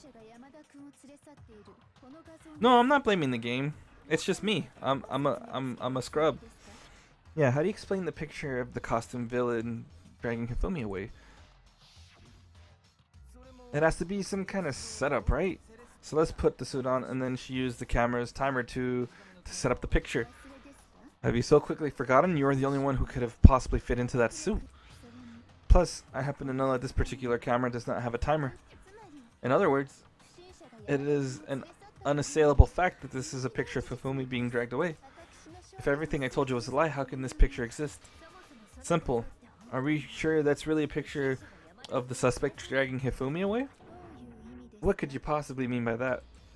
Surely there are other explanations other than the one you've offered up. No, there's no other explanation. Other explanations? It wasn't a picture of the suspect dragging Hifumi away. The only other possibility is, Hifumi is dragging the suspect away. Hifumi and the suspect had been drinking. Hifumi and the suspect are dancing. It's the first one. It's not a picture of the suspect dragging Hifumi away. I would say it's a picture of Hifumi dragging the suspect away. Yeah, that's certainly within the realm of possibility. The one being dragged off in that picture isn't Hifumi, but the person in the robot suit. Yep. We've simply been led to believe that it's the other way around. And the strange costume might only exist to lead us astray even farther. If you saw someone wearing something like that in this situation, of course you'd notice and be suspicious. That's what happened. You put me to sleep and made me out to be the bad guy in all this. Such a thing is utterly impossible. If Omi was dragging him away, ridiculous. Is it? I don't think it's ridiculous at all. Then shut your mouth and allow me to educate you. Fuck, dude. Celeste thinks she can prove that there's no way Hifumi was dragging the suspect away. But is that really possible? Oh fuck, here we go again. Robo Justice costume, Yasuhira's message, Robo Justice blueprints. Alright, let's look at what it says first. You dressed me up in that suit after I passed out. Then you just draped me across Hifumi and had him carry me. What? You tried to make me look like the bad guy. Uh-huh. Like I said, ridiculous. As you can see in the picture, the suspect is standing perfectly upright. If the person inside the suit was unconscious, there's no way they could stand up straight. Then the fortune-telling idiot is the culprit after all. Oh, standing up straight and it's a costume. I get it. If I remember right, Hina said she couldn't bend at the waist. Yeah, see, so it's the costume.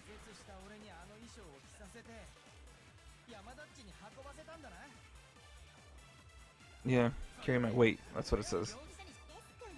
Yeah. Mm-hmm. Mm-hmm. That's what it was. Yep, yep. Oh, we ace detectives now, boyo. No, even if the person inside the suit were unconscious, they could still stand up like that. Because that Robo Justice suit had a certain characteristic. You totally can't bend at the waist. Seems like a pretty obvious oversight. That's right, they totally made a mistake when they made it so it couldn't bend at the waist. I'm not so sure that it was a mistake. I think the suit was designed from the beginning to be used the way it was. Celeste and Hifumi took the suit they'd specially designed and stuffed Hero into it. That's how they were able to fake that whole thing. The point of it all was to make us believe whoever was in the suit was to blame. Well then, I suppose this is checkmate. Damn.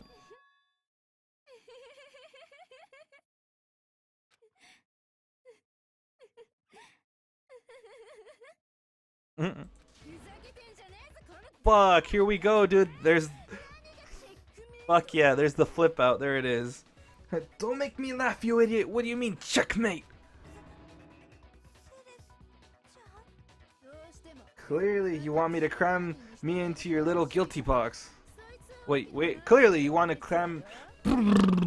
Talking is not easy, apparently. Clearly, you want to cram me into your little guilty box. Well, there's one little problem. Have you already forgotten what Hifumi told us as he lay dying? Hey, Hifumi, who was it? Who attacked you? Who tried to kill you? Who killed me? That's right. I remember their name. Yasuhiro. When we asked him who had attacked him, his answer was quite clear, was it not? Yeah, seriously, that was a good one. That was like very Phoenix Wright-esque. What's my YouTube? Shit. I don't know. It's really confusing. I don't know what the link is to give you for that, so shit, let me see. I don't know. Let me see.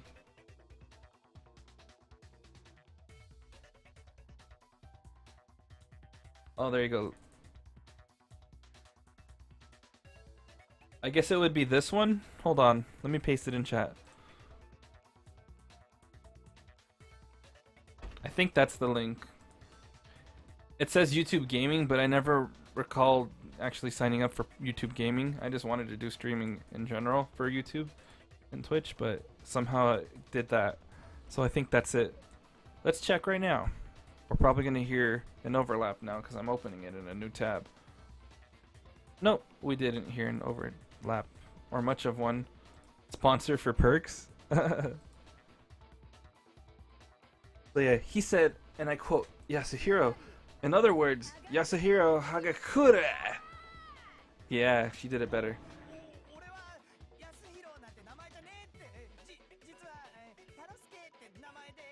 Oh shit, a development has been made. Wait, but my name isn't really Yasuhiro. It's actually Taro.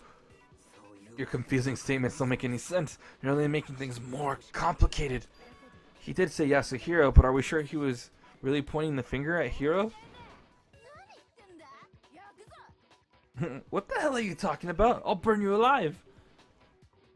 The fuck is this YouTube Gaming? I don't know, dude. Like I said, I didn't even sign up for that, and somehow it's like it put me on that. I just wanted to do the stream, the normal stream stuff, but it did that instead, and I'm like, well, this is pretty gay. Oh, link to YouTube Gaming and link to YouTube. Oh, there we go. Okay, this is the one. That's the one. Don't use the cancerous one. That's the one. Don't use the other cancerous one. Don't use YouTube Gaming. I don't care if they hear me say that. Fuck it. Don't use YouTube Gaming. Don't. Don't be that guy. Shit, hold on. Spawn stream only? That's funny. Hey, Kyoko, what do you mean by that? Think back to how Fumi used to talk to us. How did he refer to each of us? He gave everyone nicknames.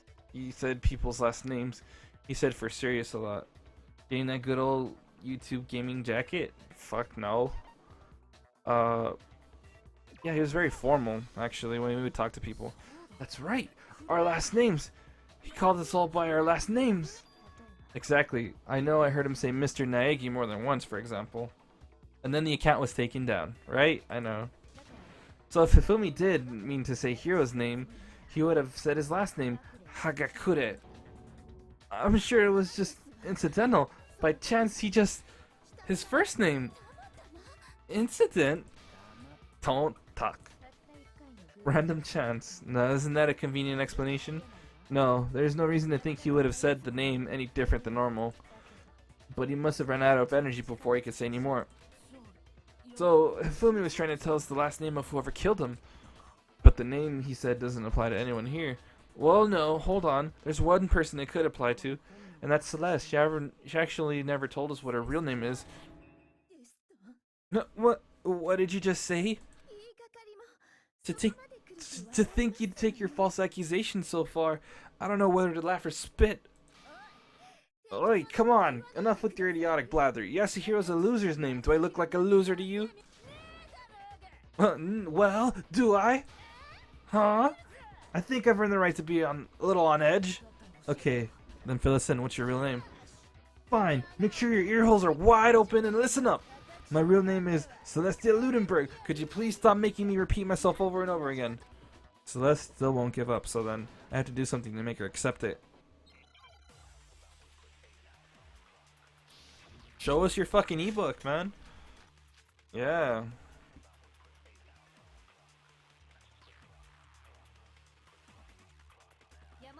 Hifumi was trying to tell us something. He wanted us to know the killer's last name, Yasuhiro. There's one person who might have that last name. It would have to be you, Celeste. You haven't told anyone what your real name is. Yeah. How many times do I have to tell you? My name is... yeah, Celestia Ludenberg, god damn it.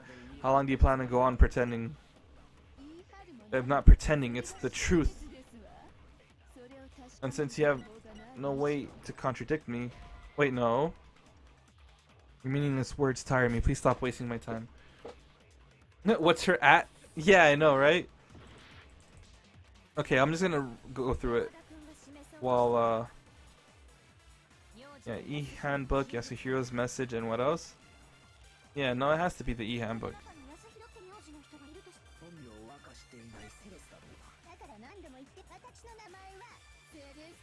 And that's upside down. I like how that's upside down.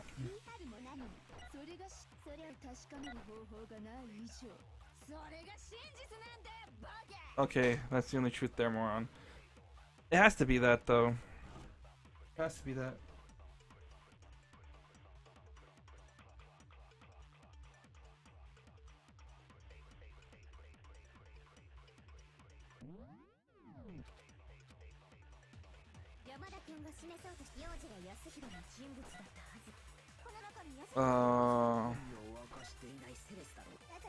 Alright, let's look at this again.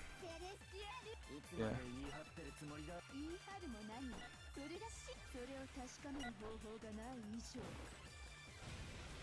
Oh, so I just didn't do it right. Okay.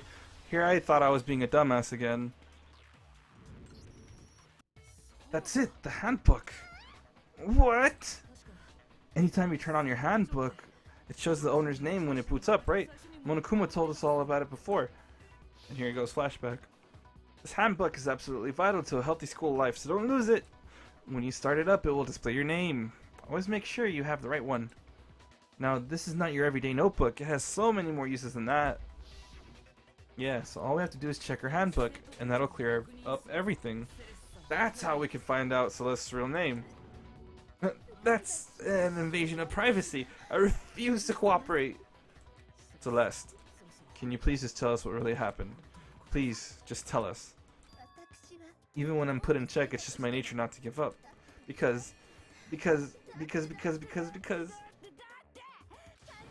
Oh, damn.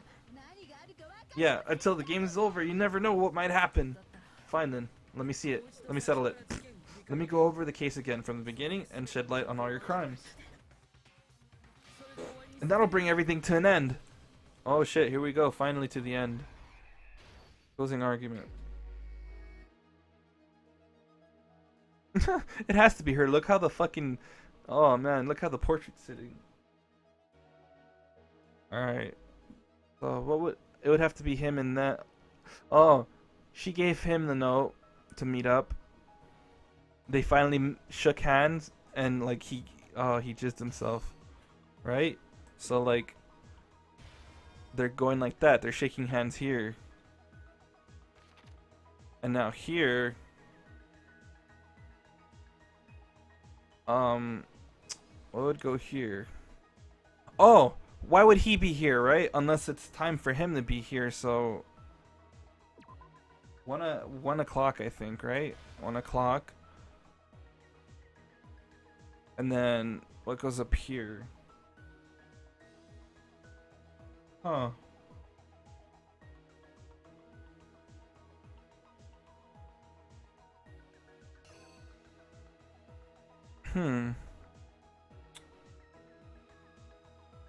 I don't know, let's move on. Oh yeah, they stuffed him in. So what would need to come out? Hold on. Act 2. 3 would be...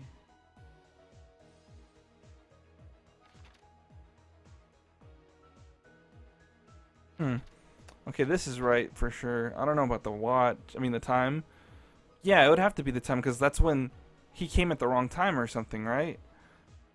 Or I don't know actually. Shit.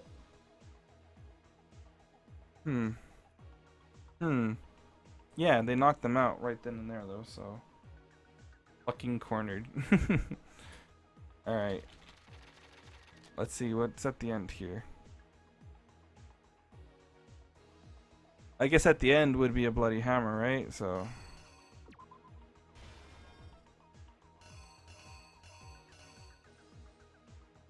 that's a fucking great picture. Alright. Act 2 though. I still don't know what goes there.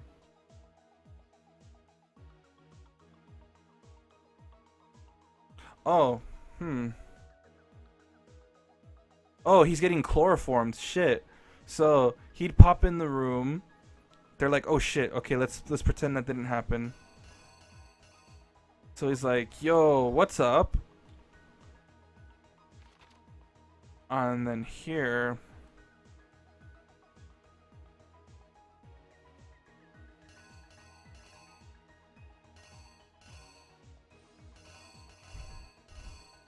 yeah, they'd be taking a picture because the camera's right there, and this is when he's doing the poses. Okay, so would be here would be what after this? Oh, he's looking at his watch, right? So he's looking at the time. Where's his watch? Where it fucked up at 6 a.m. and he kills him. Damn. And then for this, what?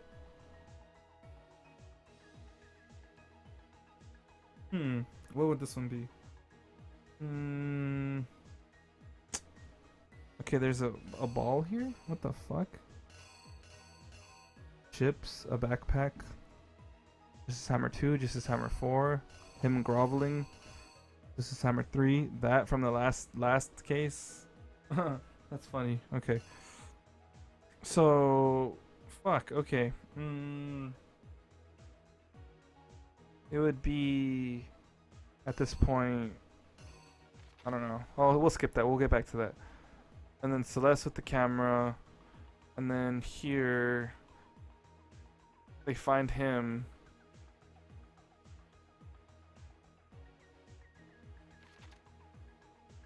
Okay, nurse's office.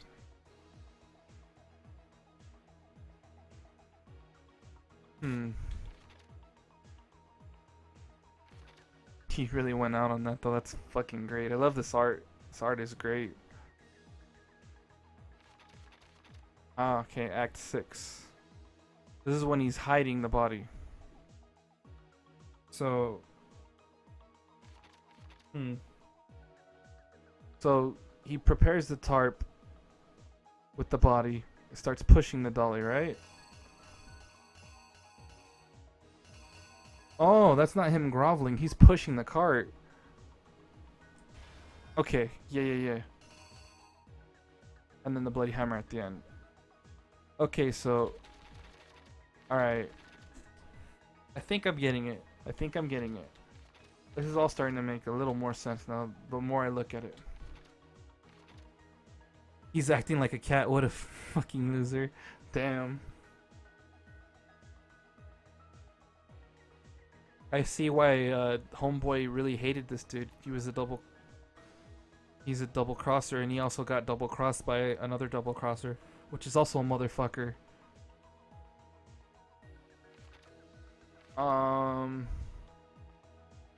Okay, so we did this, and we still need these last ones. Okay, so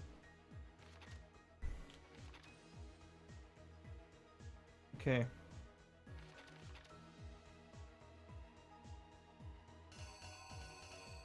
See, this is the confusing part though, right? Like, where the fuck do the hammers go? I guess this would be 3? Right? Justice Hummer? Why does it say Hummer? Would this one be 3? I don't know.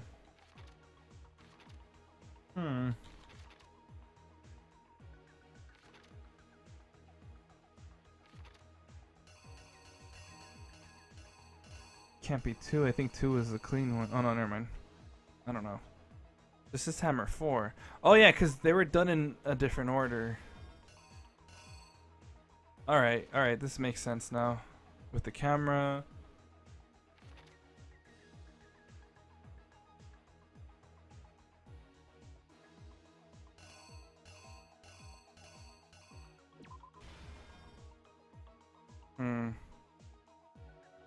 These hammers gotta go somewhere because they're part of the case.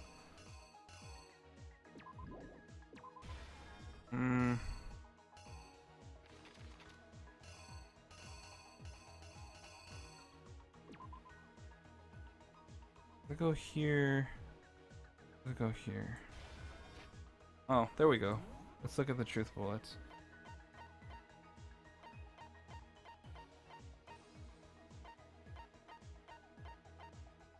Damn it. Spotless hammer.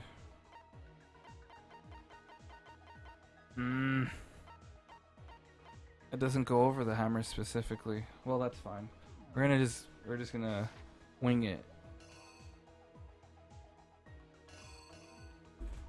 Alright. I'm pretty sure the hammers are the last thing, because chips are unnecessary.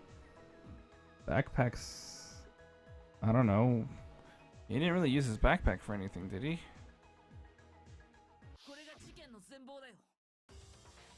Alright, let's see then. Before anything, the killer persuaded someone to help carry out the murder, and that person was... Yeah, okay, so far so good. Hifumi. With an accomplice, the killer was able to execute a number of otherwise impossible schemes. Okay, yeah, see? First, they convinced someone to meet them in the rec room last night at 1 in the morning. Oh shit, nice. Perfect, I got it, cool. That someone they met with was Hiro. The murderous duo intended to pass Hiro off as the prime suspect, so when they met up with him, yup, they drugged him, knocked him out, and stuffed him into the Robo Justice suit.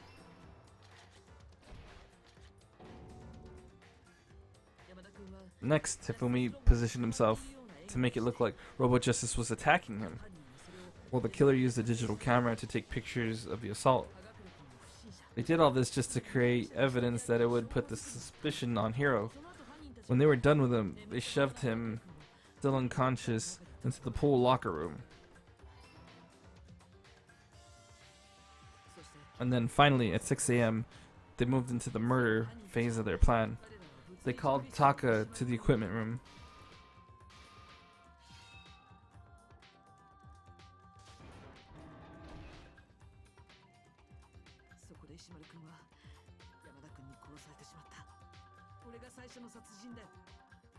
Okay, and that's where Hifumi killed him, making it the scene of the murder, or first murder. The murder weapon was just his hammer 4, which was left there in the equipment room. The reason the hammer number 4 was used was to create confusion about the order of the crimes. Yeah, that makes sense, because they want him to be discovered last. So they're going to use 2 for the fake death, and then 3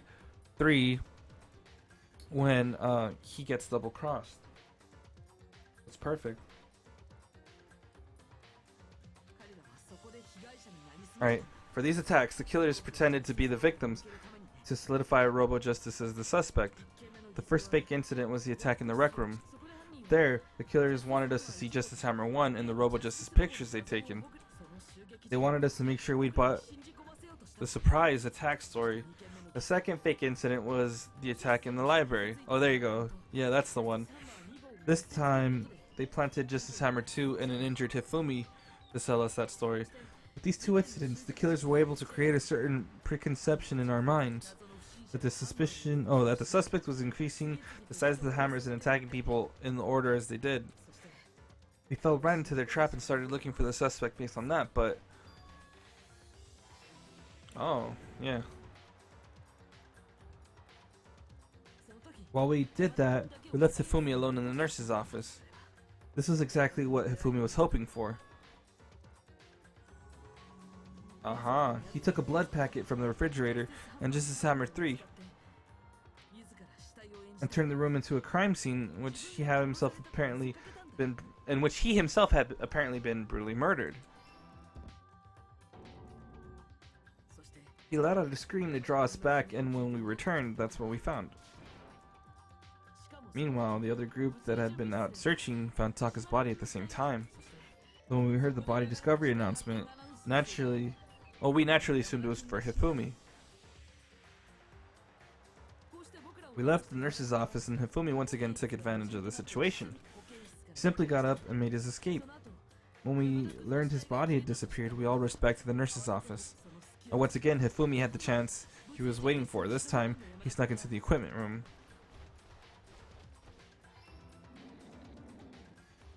Uh-huh. Yeah, he wrapped Taka's body in a tarp and used the dolly to move it all the way down to the repository.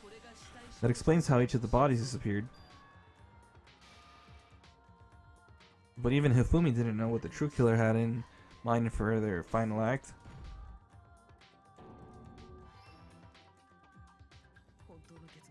Their plan all along was to kill Hifumi and get rid of the one person who could betray them. And then they did it using an ordinary, everyday hammer from the repository. That should cover everything that happened in this case, and the villain behind it all is... Blast! Damn. What is this?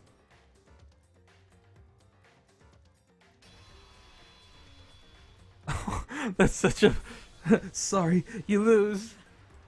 Oh, he's so heartbroken, and so am I. I lost? I lost? When was the last time I was forced to utter such words? They hang heavy around my neck. Can you admit it? You're the killer? Listen to you, trying to take charge as if you're my private instructor. I, Celestia Ludenberg. Actually, no. Taiko Yasuhira is fine. Taiko? So you finally accepted it. I'm the kind of person, once I've lost, I don't like things to drag on. Interesting.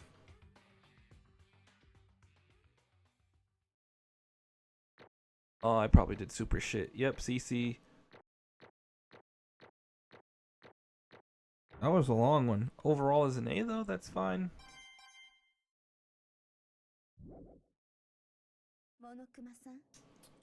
Celeste is strong as fuck to swing that huge hammer to kill Hifumi in one blow. Right? I never would have fucking thought, dude, cause look at her. Or, no. I suppose this is the end, isn't it? It is indeed the moment we've all been waiting for. Time to vote, okay? Okay. If you would, please locate your lever and cast your vote. And where the votes are tallied, who will become the blackened? Will you make the right choice or the dreadfully wrong one? What's it gonna be? What's it gonna be?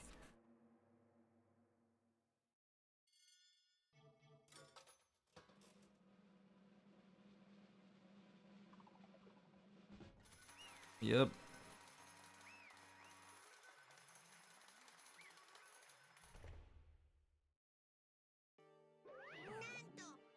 It's basically a formality at this point, but once again, you're totally correct.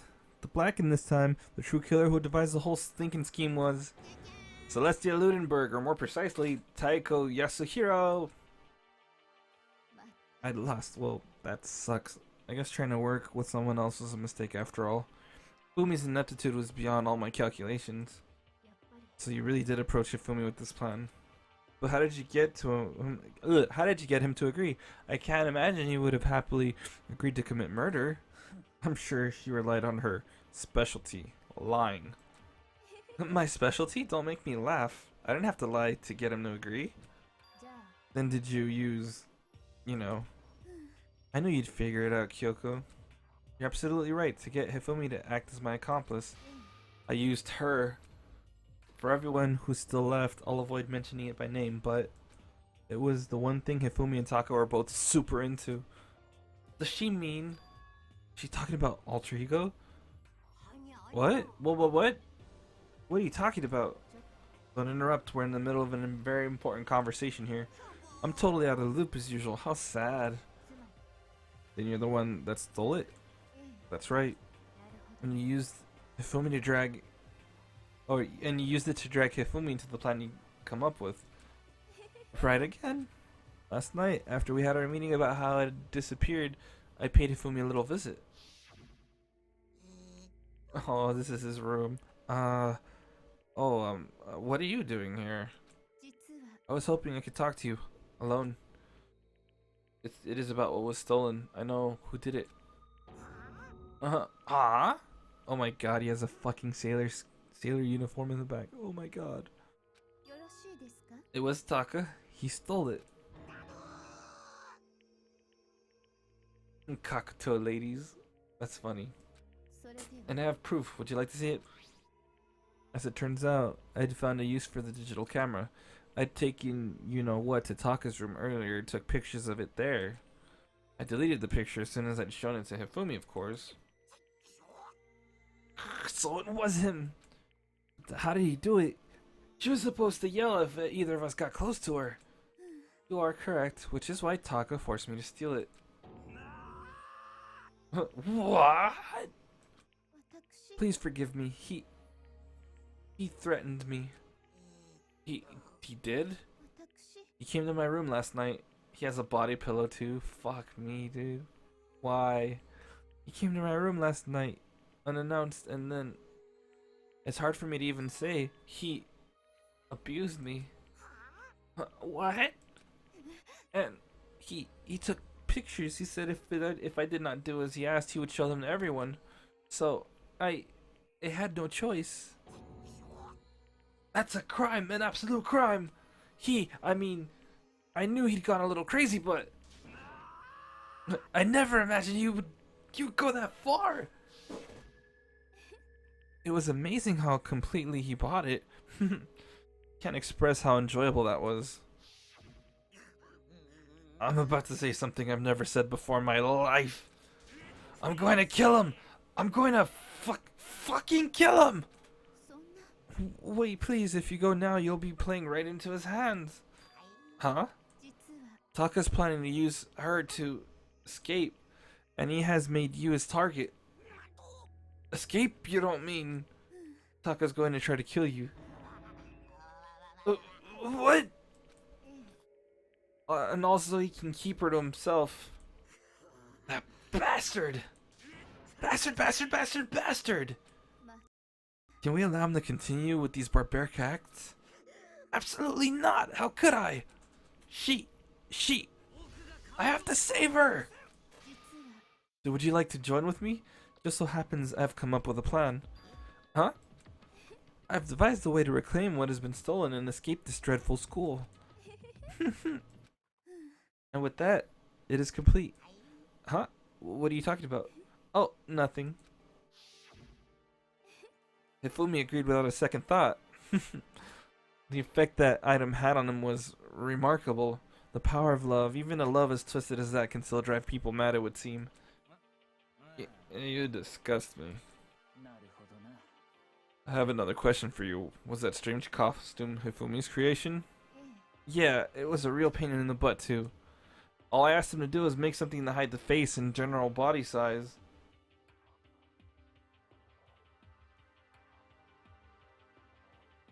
Oh, what the fuck happened?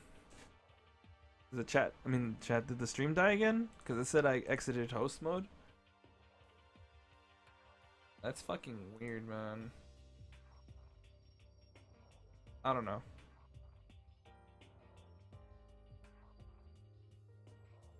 Alright, yeah. I had no idea he'd make something like that, but it's my fault for picking him in the first place. Oh, we good now? So it did go out again? So, why'd you decide to make me the suspect? Because you're stupid.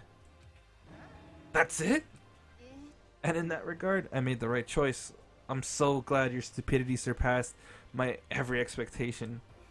Life must have been tough on your parents, though. I feel like I could cry. But when you were explaining your plan to Hifumi, how did you explain the part about him playing dead? What she's asking is, what was Hifumi supposed to do after that, assuming you had actually let him live? That's simple. After he did his part and pretended to be dead, when someone showed up, I told him to say he'd been seriously wounded. He was on the verge of death, but he just barely held on. And you really believed that? Well, of course, that wasn't all there was to it. As I explained to Hifumi, the plan was, while you were all questioning him about what had happened to him, I was going to murder someone else. At that point, Hifumi would have an alibi so nobody could doubt him. I told him that and he believed it. It all seems very straightforward. Stereotypical. I just matched the lie to the level of opponent. In fact, Hifumi ate it up. He believed the lie wholeheartedly, right up until the moment of his death. So you had planned to kill him all along. But of course, There would have been no point to my plan if the one who pretended to be dead did not end up dead himself. How could human life mean so little to you? That's a non-issue. I simply did everything in my power to win. Now you sound like Byakuya. No, he derives his pleasure from the thrill of the hunt. In that aspect, we are nothing alike. Then what made you take things this far? Was it really just for money? Are you talking about the $10 million Monokuma offered us? That is a lot of money, it's true. But that's not all there is to it. From the moment our new life here began, my only thought had been escape. But all along you've been saying how we have to accept living here. Obviously that was a lie. Damn. I couldn't take it. I hated it from day one. More than anyone else in here. I wanted to get out. Every day was fresh torture. God damn. And do you want to know why? Huh? Because I had a dream. Oh my god, she's Martin Luther King. And accepting a life here would have meant nothing less than giving up on my dream forever. And there was no way that I could ever do that.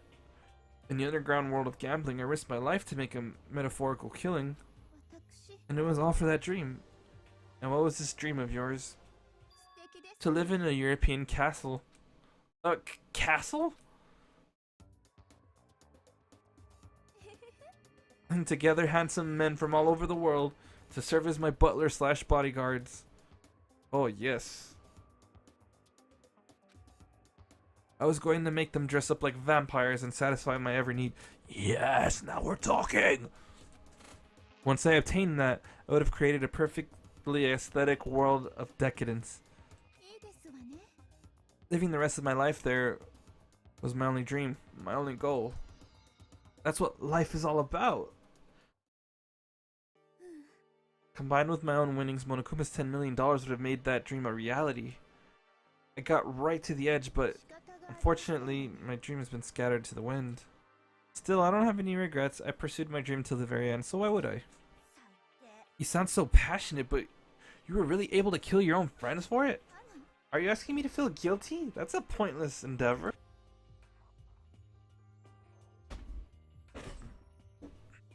Fuck it, I'm done. I'm done with this bullshit. I really am.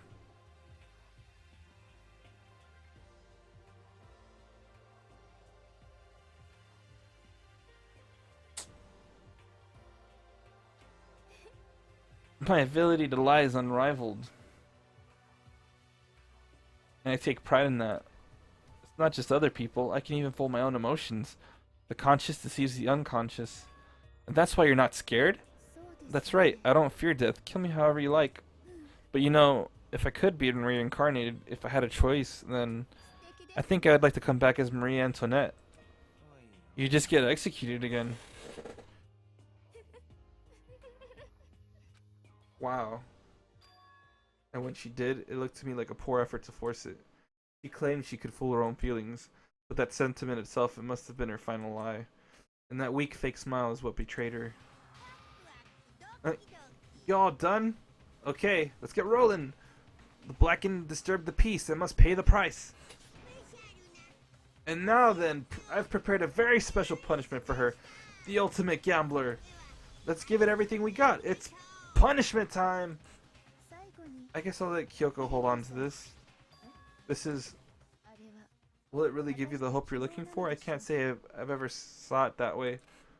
Which is why... Actually, it's not important. Well then, take care everyone. Perhaps we'll meet again in another life. Wow, dude. What a fucking crazy bitch.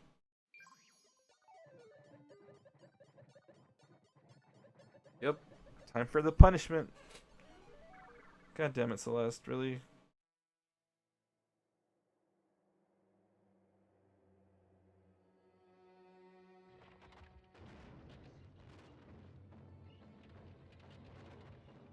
Holy shit, is she gonna get burned alive, dude?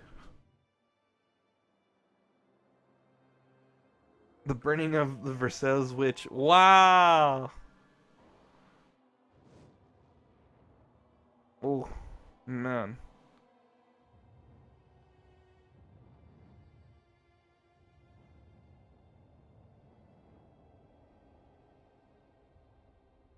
Damn, what a shame. What a shame. My waifu, man. My last waifu. I love that twist.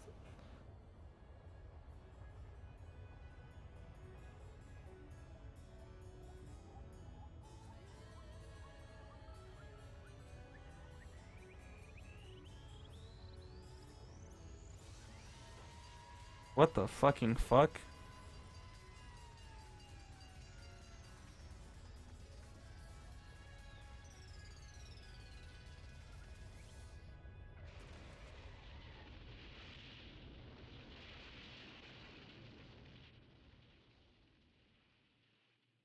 Damn, dude, that's fucking brutal.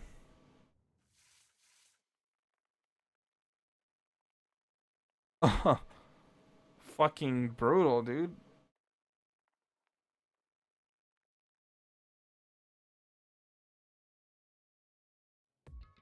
It's over.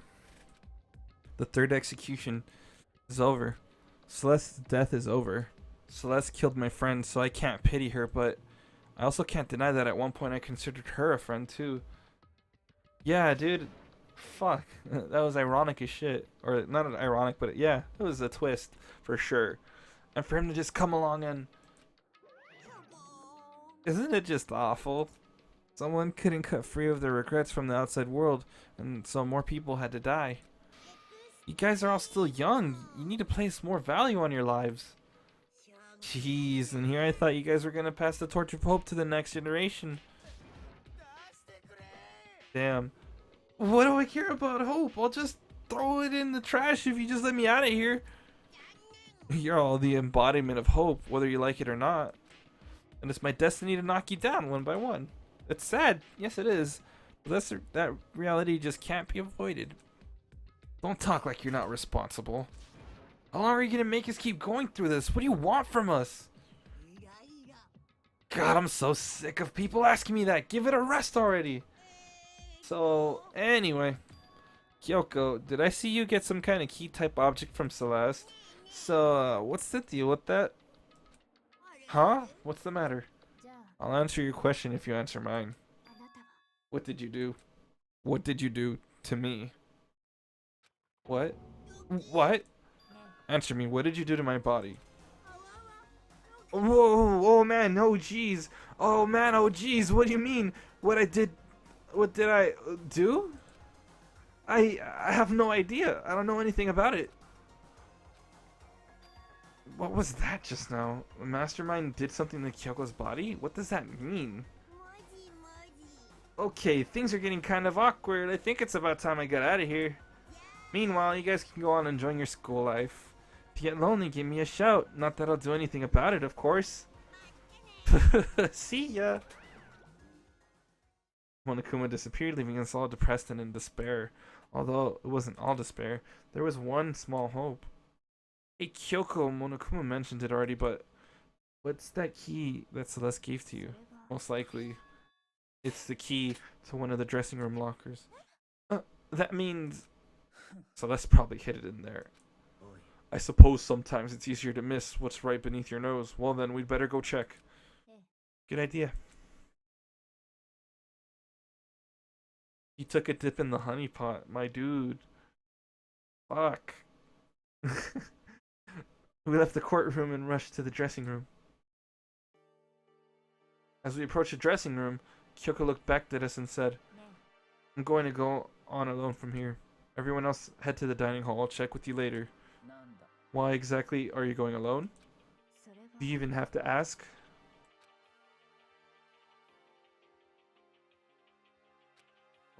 It's not what I mean. Why you? Still, what?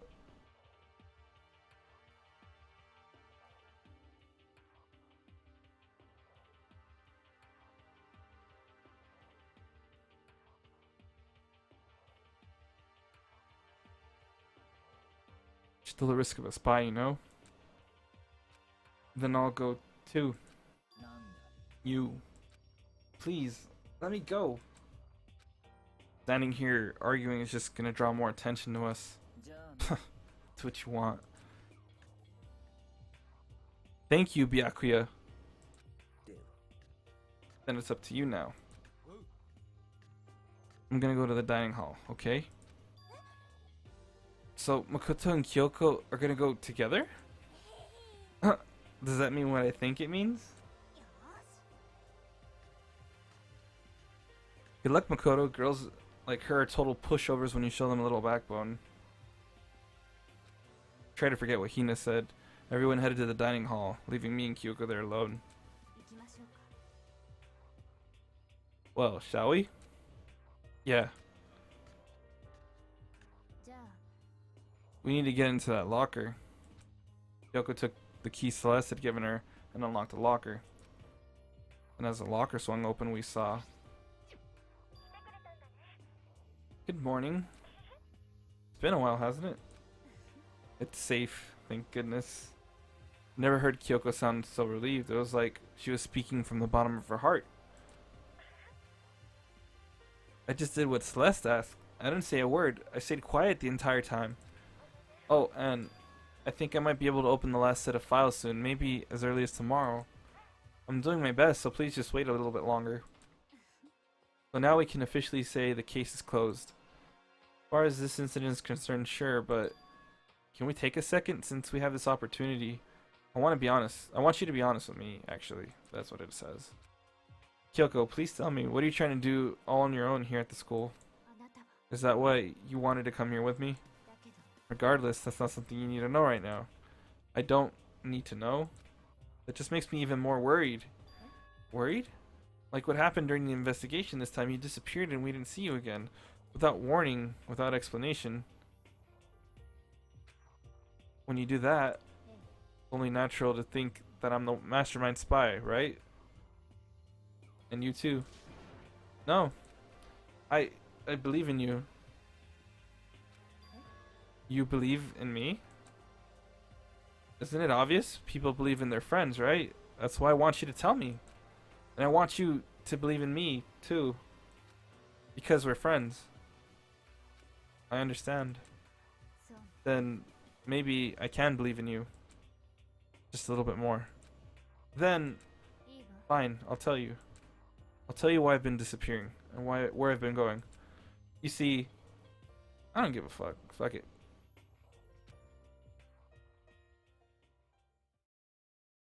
What I heard from Kyoko then was, well, frankly, it kind of blew my mind. Right after I told Kyoko I'd believed in her, she told me a story that was, well, almost unbelievable. I decided I had to confirm what she told me with my own two eyes, so I waited for nighttime to come. And when it did, I went into action.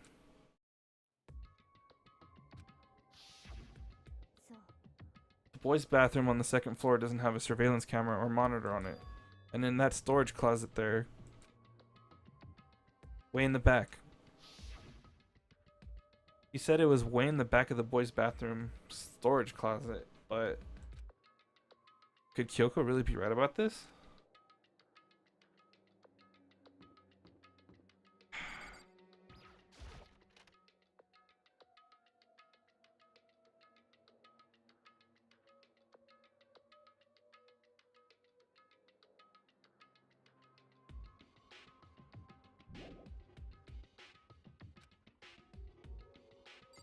Oh, okay, there it is. I'm like, where the fuck? It's just a normal storage closet as far as I can tell. The secret Kyoko told me. Could it really be hidden here?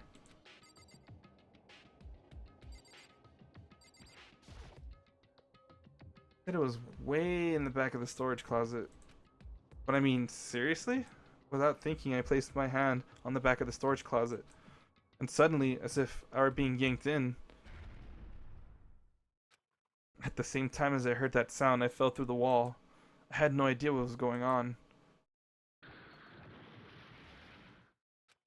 I had fallen through the back of the storage closet. It turned out the back wall was like a revolving door, and I'd made my way to the other side. Just like Kyoko had said. Yeah, we just read that. So this is the secret room. But what's in here? Like rocks and shit? Tissue? Why the fuck is there tissue? There's a bunch of files and what looked like volume after volume of yearbooks. They're all covered in dust. Looking at everything, one file at the edge of the bookshelf caught my eye. Hope's Peak Academy Student Registry. This is the only thing in here not covered in dust. Has someone been looking at it recently? I slipped the file into my hand, but before I had a chance to take a look at it, a slip of paper fell out of the file and I turned my attention to it. What's this? You must not leave. That's kind of weird. I could understand if it said I can't leave, but you must not leave? What is this? My head feels funny. This strange sensation. It's like deja vu. Those words, you must not leave. I've seen them somewhere before, but I can't quite remember. What do I know? What don't I know? I... Oh, there's this jump scare. We got knocked the fuck out. A strange sound rang out through my head. Felt like it was shaking my brain back and forth. And then, darkness. I don't understand what's happening. I don't know what started it. It's all over. And with that, I opened my eyes. I didn't know how long it had been. Ow! Apparently something hit me and I lost consciousness. That's all I understood. The dull, throbbing pain in my head had proved that much at least. Damn, dude, what the fuck? And all the files are gone. I guess I should look at that. An empty bookshelf. Huh? Empty? Gone. It's all gone. The yearbooks, the student registry, and even the note that had fallen on the floor. It's all gone? This is mean. But my brain refused to do any more work. The insistent pain in my head began to spread across the rest of my body. For now, I should go back to my room.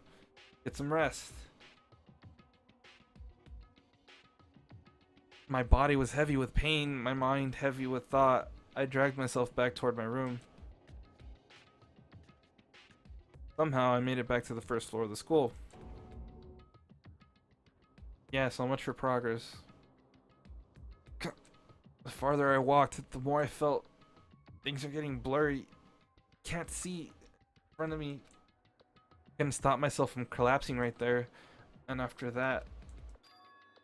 Huh? As if from a vast distance I heard a sound. It was faint but undeniable.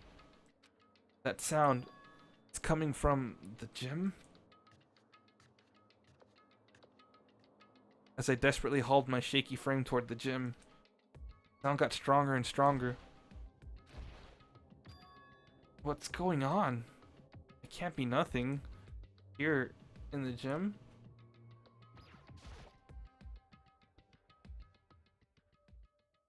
I didn't make a sound as I opened the door to the gym. The sounds coming from inside, meanwhile, only intensified that much more.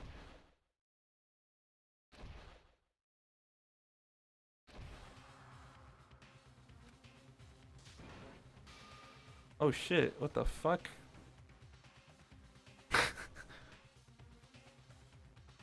Before me, there raged the battle beyond anything humanly possible. No one's side's not human, that's for sure, but regardless, I couldn't stop staring. I forgot to move, or even breathe. Why you? What do you think you're doing? I asked you a question, what's the meaning of this? How dare you defy me? This wasn't part of the deal. The deal? I've made a decision. I will no longer retreat, no longer compromise, no longer regret. I've made my decision. I'm going to resist you. Okay. But do you realize what will happen if you go through with this? Wait, yeah. You haven't forgotten, have you? What I'm holding hostage? What am I looking at? What am I hearing? A hostage? Then, could it be? The mastermind spies... Wow.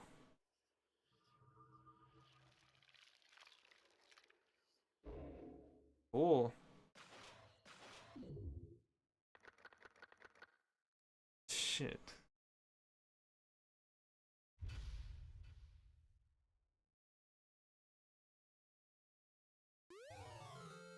You received the Super Robo Justice present. Wow. Okay. Well, yeah, let's actually do save. Let's do that. We're gonna end it there. Right fucking there. Because my throat is dry as fuck. And I want to start fresh for the next time. So that way I know that, I'm more aware of things. So, yeah. Let's go ahead and save it for next week. Next week, Monday. More Danganronpa 3. Yeah, there is no 3. Not yet, at least. I mean, Danganronpa chapter 4. Because we finished chapter 3, so woo! They're not fucking up to the point where it couldn't continue, I guess. But yeah, whatever. Monday. Bye.